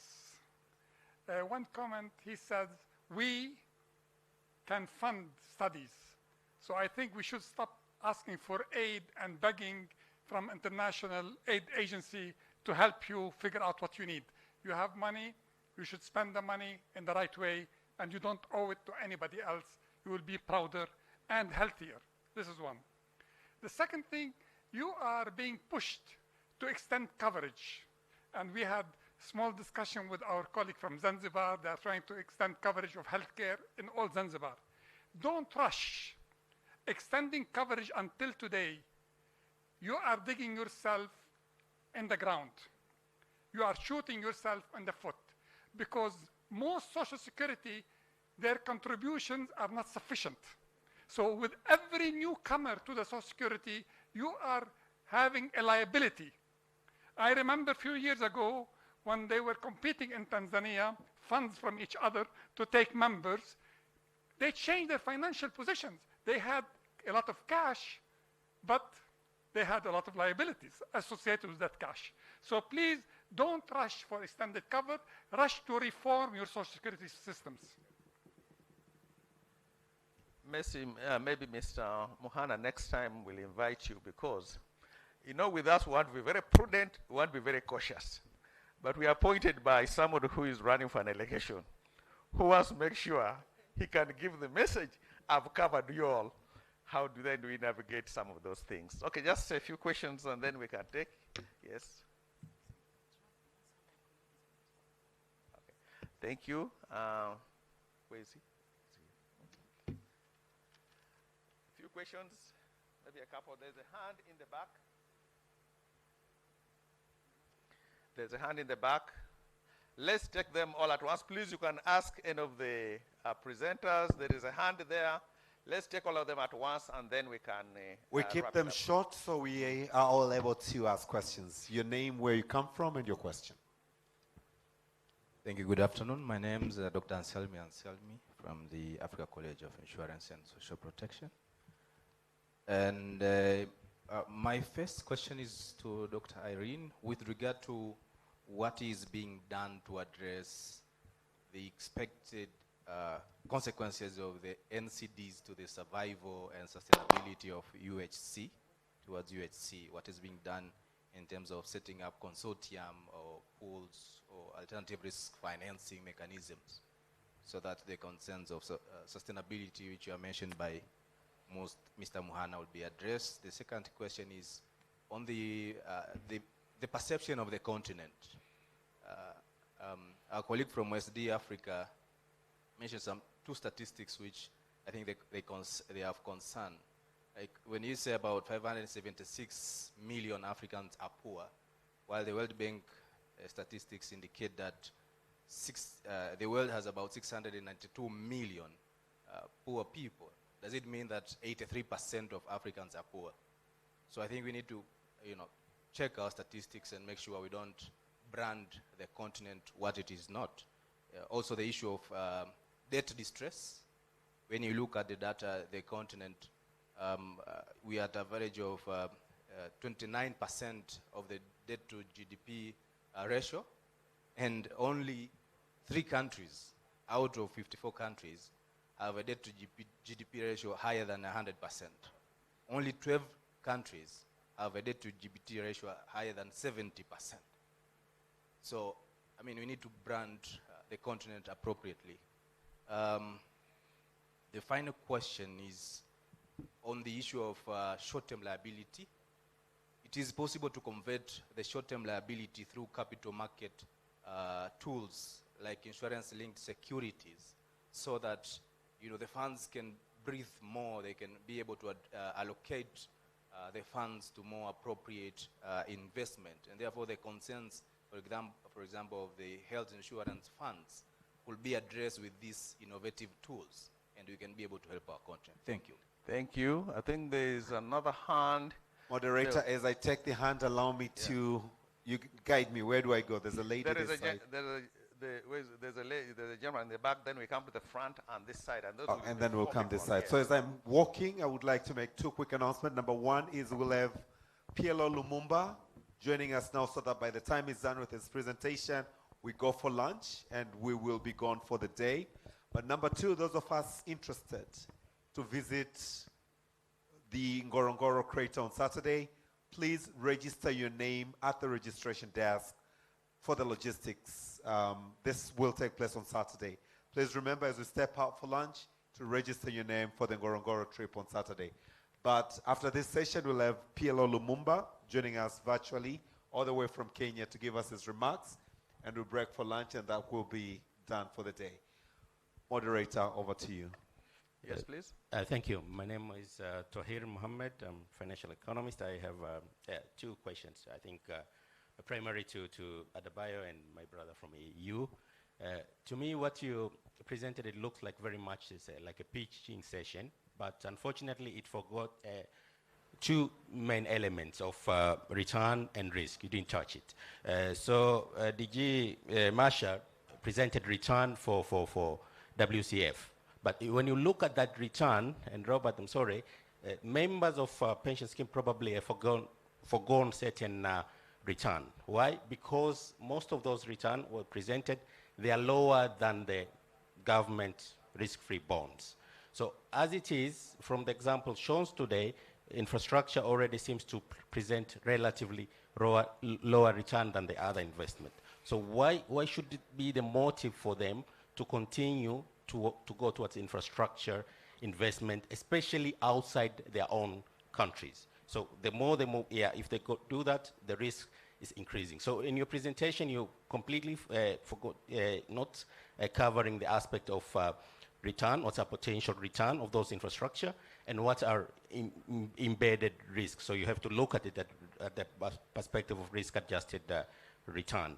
And another aspect is also about the market efficiency. You focus in a way that is very much looking at the investment fund. It wasn't very clear. Of course, you have short time, but if it goes in a political-based investment return, we're forgetting about the aspect of capital market. So you mentioned about cross-listing and all that. It looks good in theory, but in practice, how can that such fund be linked to the market? Because the market is the best judge of where the investment is going, in considering that the pension already has substantial liabilities. Thank you. Thank you. There was a lady somewhere. She's here. And then we'll get this gentleman on the end, and then I think that we'll be ready for the next one. Yes, she's right there.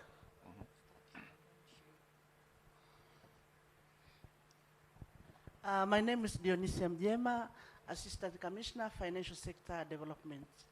My question is establishment of social security funds. Really, we see that the role of the pension fund is to support liquidity management and support capital market development. And in Africa, we have taken several initiatives, establishment of development finance, even in a country, while the pension fund are not joining hand in purchasing shares in the DeFis established in the country or in the other country, so that they can play a role of financing rather than, because if we are now changing the role of pension fund going to the bank, I think the role of supporting finance, it can be bank, they will provide the credit. And the pension fund is most important to participate in the capital market development. Thank you. Another thing, as a Tanzania, we have developed alternative financing. Really, there's a challenge. We don't have capacity in feasibility study. Even the construction of the roads, the railway, all the feasibility study are done by the hired consultant. Now is the workup for the African. How do you estimate, how do you build the capacity to how to develop business plan and feasibility study? Because we have our plan 2050, new is developed, and also, but we don't see the cost, real cost involved in the, if we want to connect the Africa, how much money do we need? What's the available money in the continent? Where do we get the other fund?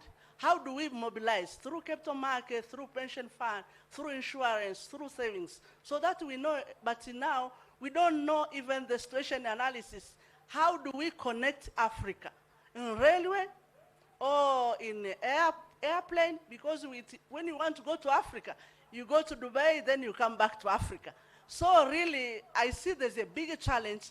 We need first to understand the infrastructure gap in Africa, how much resources are needed, and how do we develop a strategy to address the financing gap. Thank you. All right, the gentleman there.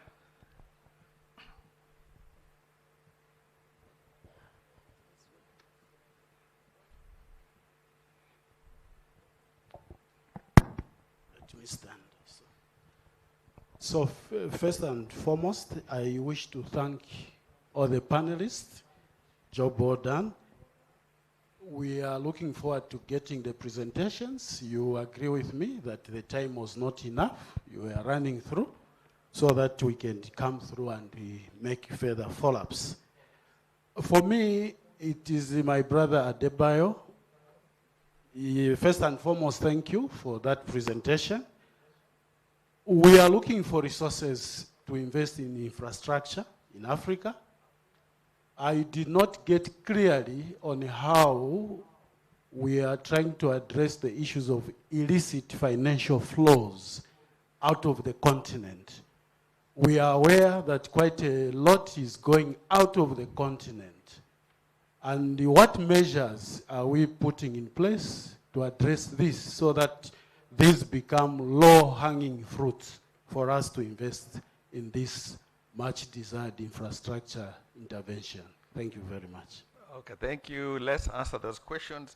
I will distribute them this way. There's a question for Dr. Irene, so I think you will be answering them from the NHF. about what's being done regarding the NCB, I think, consortium around the sustainability. At the bio, there was a challenge on the stats you provided. You'll provide a response around that. There was also an issue about dealing with the capital markets, and I think we should do, I think, Mr. Maisha, you can deal with how you convert a short-term into short-term liability through the capital markets and insurance company. Please give us an example what you're doing there. I think it may be interesting, on the other hand, about Mohammed raised issues about not considering return and risk, and potentially that infrastructure are lower yielding even when we show the 15%. I think Mr. Maisha, give us a response to that. We can actually see what it is. In terms of the idea behind purchasing liquidity, Mr. Mohana, if you can just talk about what she was raising, this thing about establishing liquidities, and then support, and then the purchasing of DFIs, and especially the role of a pension fund. I think sometimes we think the primary role of a pension fund is to support the capital market development. No. It's to support and protect that member. That's it. So you'll deal with that. And then alternative capacity, please share with us. You will talk to us about the alternatives that you talked about. We don't have capacity in East Africa. We're not doing our own studies. That is Mr. Dr. Duomo. I think for your experience, we can have that. And then finally, challenge actually this to both Duomo and Mr. Debayo, that we're not dealing with the idea of a least flow of funding. Why we? Why should we do that? And I think let's just give them the mic here, and they can just, so they don't have to come. Where is that mic? It's here.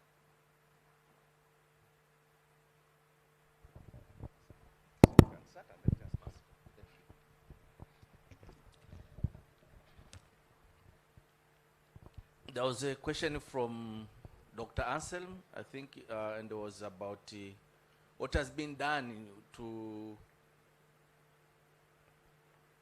address the problem of NCDs, the non-communicable diseases, to the sustainability, to ensure sustainability of the fund. Now, as Dr. Irene said in her presentation, there will be a government health fund, and this has been addressed in the UHI Act, that fund will cover part of the cost which will be coming from the NCDs, because the Act, when it was being prepared, it noted that NCDs are on increase and there could be a threat to the fund. So there will be this government fund which will be funded through taxes, and there will be part of it will be covering the cost of the NCDs. Thank you. Thank you. Go ahead. Yes. No, thank you so much, Mr. Moderator. Let me answer a number of questions that were asked by the gentleman standing by the pillar. In terms of the risk and return, what we are doing is that there are projects that suited for the private sector participation. So these are the projects that will be pitching to the pension funds and insurance funds and institutional investors. And but I think as much as we are looking into that, we also need to look at the cost of doing nothing. If we continue to finance our development using foreign capital, one of the slides that I was supposed to show, it shows that if just from the interest payments from those foreign capital, we'll be paying 3 times what would have invested in the projects. But if we finance these projects using our own domestic capital, that interest rate revenue will be used and reinvested in our own countries. So which means that we need to at least have a different look at the way we look at the issues about risk and return. The other thing as well, in terms of linking liabilities for the pension funds and insurance funds to the investments, what we are proposing in our interventions is that we should create a secondary markets for all of these financial instruments that our institutional investors are going to subscribe in, so that they can then be able to liquidate them when they want to access the capital. The other thing is that We are also proposing. Hello? Instead of just looking at green infrastructure, let's look at brownfield infrastructure so that the pension funds can invest in projects that have already proven revenue and proven returns. And this will help also them in terms of analysis. Okay, we'll just make it as fast as we can. So go ahead, Ms. Mahana.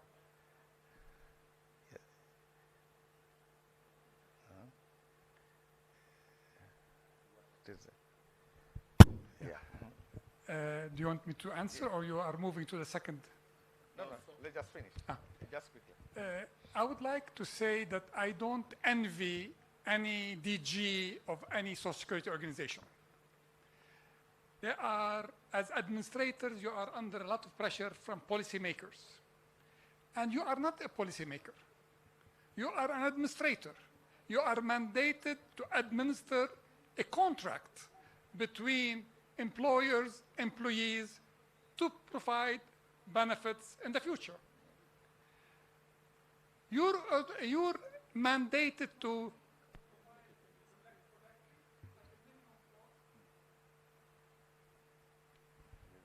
at the least minimum cost for the fund,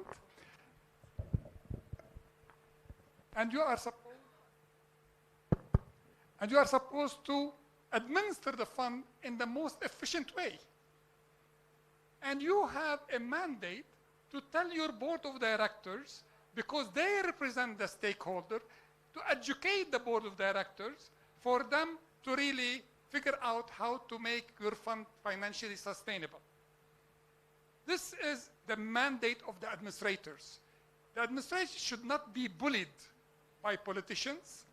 They should stand talking to the labor unions to let them understand what they are asking for costs money, who's going to pay for that money. I remember very well, once I was talking to a board of directors, and I saw a young member of the board, and I told him, you know something? When you retire, you are going to take that window of this building. There will be no money. There will be buildings, and you can take a window here or a door there. So you have to educate your board, because your board have to talk to their representatives, who elected them to the board. Thank you. But you as an administrator, you have to stand your ground and to be honest, and not to say we want to play around with increased investment return to show that the liability could be less. But this investment return is not going to be materialized. Thank you. So you have to understand exactly the game and speak for the politicians. Thank you very much. All right, Ms. Maisha, briefly. Thank you. I'll only cover the question on the risk-return relationship that my friend from Tanzania touched. Generally, you are not supposed to invest in an instrument where you'll be getting less than what you should get from the equivalent risk-free instrument in the market, and this mostly is from government securities. But there are some few cases that is allowed within the constraints of our policy. But if you look at our portfolio of the investment, more than 80% of what we've invested is actually in line with what we are getting from the market, meaning that we are getting more than what is you can get from the equivalent risk-free rate in the market. In few cases, like the Sukuk bond that we did recently, we are getting 12%, and there's a reason for that. Apart from the being driven by the return only, we are also being driven by other principles that I talked about: safety, and also diversification. So for that one, that was also looked at when we invested in our Sukuk bond. The return is a bit low, but in terms of the security, it's guaranteed. But because that one was issued by the government of Zanzibar, but also that is part of diversification. We also looked at other impact that that bond could bring in terms of employment, in terms of because it is basically for infrastructure. The benefits that we are getting from infrastructure investment, employment, generation of income, raising GDP. These are the things that we looked at. You. And even our policy is limiting us in terms of these cases where you invest below the risk-free rate of return, ensure that you are getting a minimum of at least 2.5% real rate of return. Okay, thank you. In our case, that is what you are getting with the Sukuk bond is more than 2.5% real rate of return. Thank you. Thank you. Mr. Devayo, wrap it up. All right, I'll be very quick, right? I think the question around data, particularly on the poverty level in Africa. I mean, unfortunately, Africa, we don't collect this data, right? But I would speak from probably what we call the reality. I mean, in Africa, obviously, we have the lowest standard of living based on every criteria. Our GDP per capita is less than $500, right? And we have other continents where we have up to 25,000 as GDP per capita. So, and also in Africa, we probably have the lowest energy availability for our citizens. So it's just the reality. It's really not about painting the continent black. And also, I mean, I do not think a good measure of debt is debt per GDP. I mean, Africa has the lowest debt per GDP, but we still raise money, very costly money in the markets, right, in the international market. So we're obviously paying very high cost on our international debts. We have countries in other continents that have defaulted over and over again. They will still come to the market and they raise money cheaper. But even with our risk perception, which we know, I mean, it's just a perception because we have the lowest default rates, but we still raise money very expensively. So I think it's just, it just lays back to the point that we need to look internally, right, and see how we can leverage on what we have to resolve this issue. And the issue about risk return, I mean, it was not part of the pre-feasibility study we did. But my point is, I mean, if other people outside the country can bring money into Africa to invest in Africa infrastructure and make money out of it, there's opportunity to make money in spite of the risk. Thank you. Thank you. Let's give a hand of applause to all our panelists. Thank you very much. And I think we are ready for the next presenter. Over to you, please. Thank you. Thank you very much. Moderator, if you can join the team for a group photo, please. Let's come together for a group photo. And distinguished delegates, let's also put our hands together for the moderator. He's done a tremendous, fantastic job. Thank you so much. So basically, after PLO Lumumba's presentation, which is coming on next, we shall break for lunch. And after lunch, we will all have our free time. We shall reconvene tomorrow morning at 8:30. We shall start the recap. May I also bring to your attention that we are closing our conference tomorrow with the first Vice President of the Revolutionary Government of Zanzibar. This closing ceremony will take place tomorrow in the afternoon. PLO has already joined us, but briefly, Patrick Loch Otieno Lumumba is a Kenyan lawyer and activist. He is the director of Kenyan School of Law and served as the director for Kenya Anti-Corruption Commission 2010-2011. PLO, we are eager and ready for you. Good afternoon, and you can start. Thank you very much. Let me start by indicating that I was all prepared to travel, but I did not, and that technology has come to our rescue. What I've done is to prepare a paper which is reasonably detailed, which paper speaks to my subject. What I'll do during this session, of course, is therefore to simply tease out what I consider to be the critical issues. In doing so, I have warned myself that I'm speaking to experts, and therefore I'll make very many assumptions. Secondly, I will raise issues which I consider to be germane to the subject and the theme, namely the role, if any, of social security funds as a catalyst for infrastructure. And I start my presentation by warning my audience that many times when we talk about Africa, we talk about her as if she were homogeneous. That is not true. Africa is divided into 54 recognized countries, and there are other entities that are seeking recognition. Africa has countries that were differently colonized, and despite what others say, the neo-colonial project is still alive and well.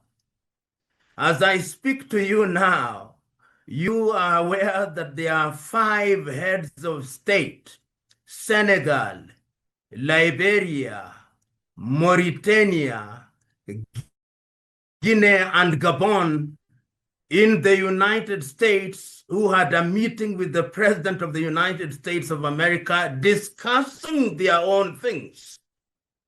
You are also aware that Africa has different economic units, so that SADC with 14 countries has a regional economic community. You are equally aware that the Maghreb has. You are equally aware that ECOWAS has, and indeed we now have out of ECOWAS the Sahel, which includes Burkina Faso, Mali, and Niger. We also have East African Community and Central African Community, and we have IGAD, we have COMESA. There is no shortage of regional organizations in Africa, all of whose policy positions sometimes are divergent. And therefore, when we are talking about Africa, we must be conscious of those realities because they militate against a coherent and coordinated approach to issues. Permit me also to say that initiatives that have been undertaken by Africa are susceptible to manipulation from foreign players. All of you know the countries that are involved in what is now being described as the Lobito Corridor, where the government of the United States of America will be involved. We also know that the Chinese are involved in the process of the Road and Belt Program.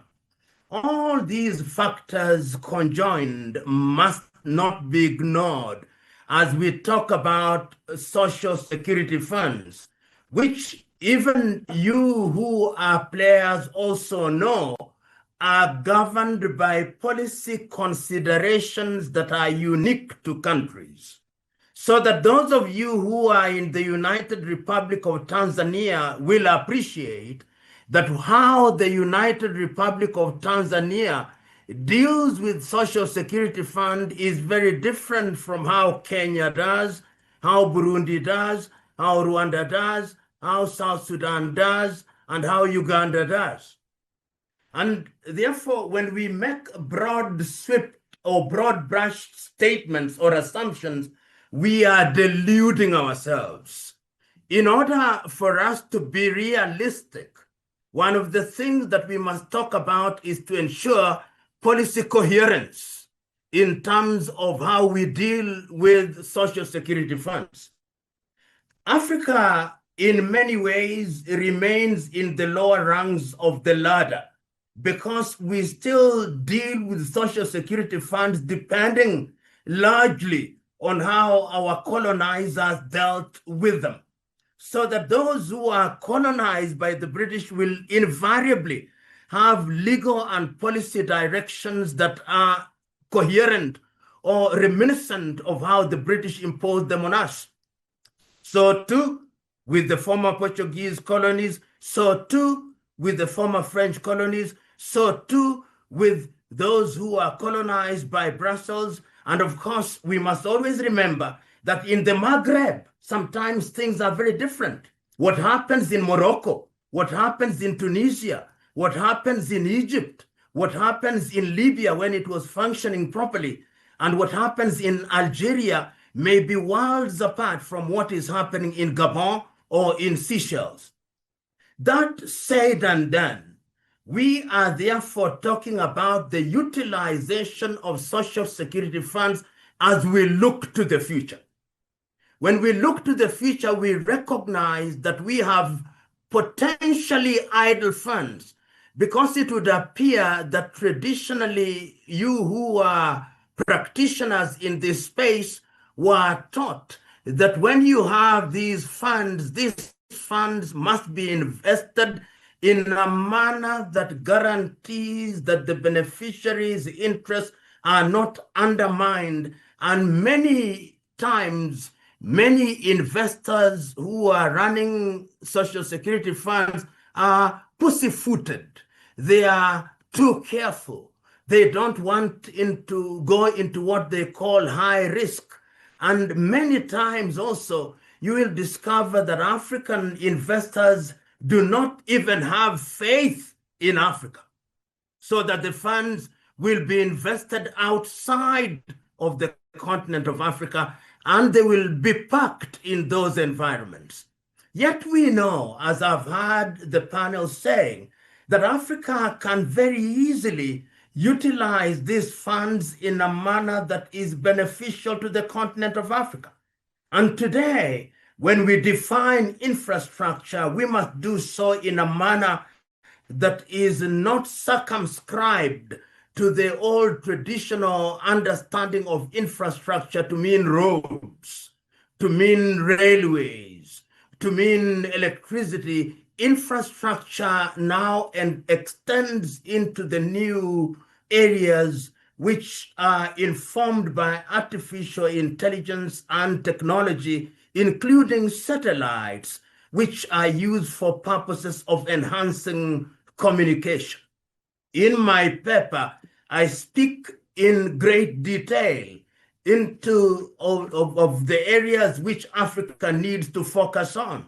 I underline the following issues. I warn myself that African infrastructure is in many cases dilapidated. I warn myself that African infrastructure receives minimal attention. And even when it does so through foreign intervention. So that even if organizations which are designed to be Pan-African, such as the African Development Bank, are involved, they are never far from the control of people who are outside of the continent of Africa. And if you doubt me, I want you to look at the complexion of the investors of African Development Bank, and you'll agree with me that foreign influence is growing by the day. I also warn myself that there are a number of problems that bedevil the continent of Africa in terms of the continuous political intervention in these funds and mismanagement of the politics of the continent of Africa.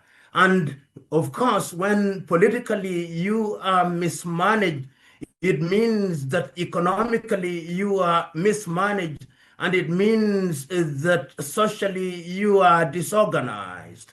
When that then becomes the reality on the ground, then you can see why we cannot have the luxury of getting into ventures which may be undermined or torpedoed by short-term political interests. But beyond the lamentations, beyond the history, beyond the current confusion in the African scene, what are the possibilities? The possibilities are monumental. Those of you who are players will agree with me that statistics, and these statistics may differ depending on who is talking. And even when who is talking, sometimes you'll discover that McKinsey knows more about African Social Security funds and Moody's knows more about African Social Security funds than our respective central banks. Be that as it may, it is estimated that African Social Security funds are in the neighborhood, in terms of what is available, nearly 400 billion United States dollars, and that moving forward, we would be approaching the $1 trillion mark. If that indeed is the case, what then can we do using these funds to address the infrastructure deficit that is so very evident in the continent of Africa? What can we do with the road infrastructure so that we give meaning to Africa Agenda 2063 and Africa Continental Free Trade Area? I remember at one time, I had a conversation with the former head of state, to be exact, Olusegun Obasanjo. And he told me how he tried to undertake poultry farming in Liberia, and how when he was moving the eggs, almost 80% were lost because of the infrastructure. Look at the infrastructure in Liberia, in Sierra Leone, in the Democratic Republic of Congo, in Central African Republic, in Burundi. What can be done? Because when we talk about Africa Continental Free Trade Area, it is going to be a pie in the sky unless we begin to move goods and services in a meaningful way. You can fund this. Instead of allowing your funds to reside somewhere in London or Paris or in the Sukuk bonds, you can cause it to be invested in the continent of Africa. You can toll the roads, as the Chinese are doing in our toll roads in Nairobi, Kenya. You can do the corridor from Lobito. You don't have to allow the Americans to do it in order to extract cobalt from the Democratic Republic of Congo. You don't have to wait for the Chinese to do the road and belt so that they can extract cobalt and uranium from the Democratic Republic of Congo. And you don't have to allow Total Energies to extract gas from northern Mozambique or from Tuara, or you don't have Total Energies to be the one that is doing the pipeline from Lake Albert to Tanga in Tanzania. You can use your funds.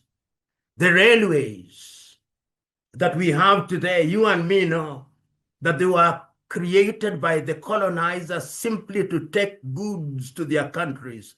When they left, we have collapsed most of the railways. Can't you put your funds there? Can they be told?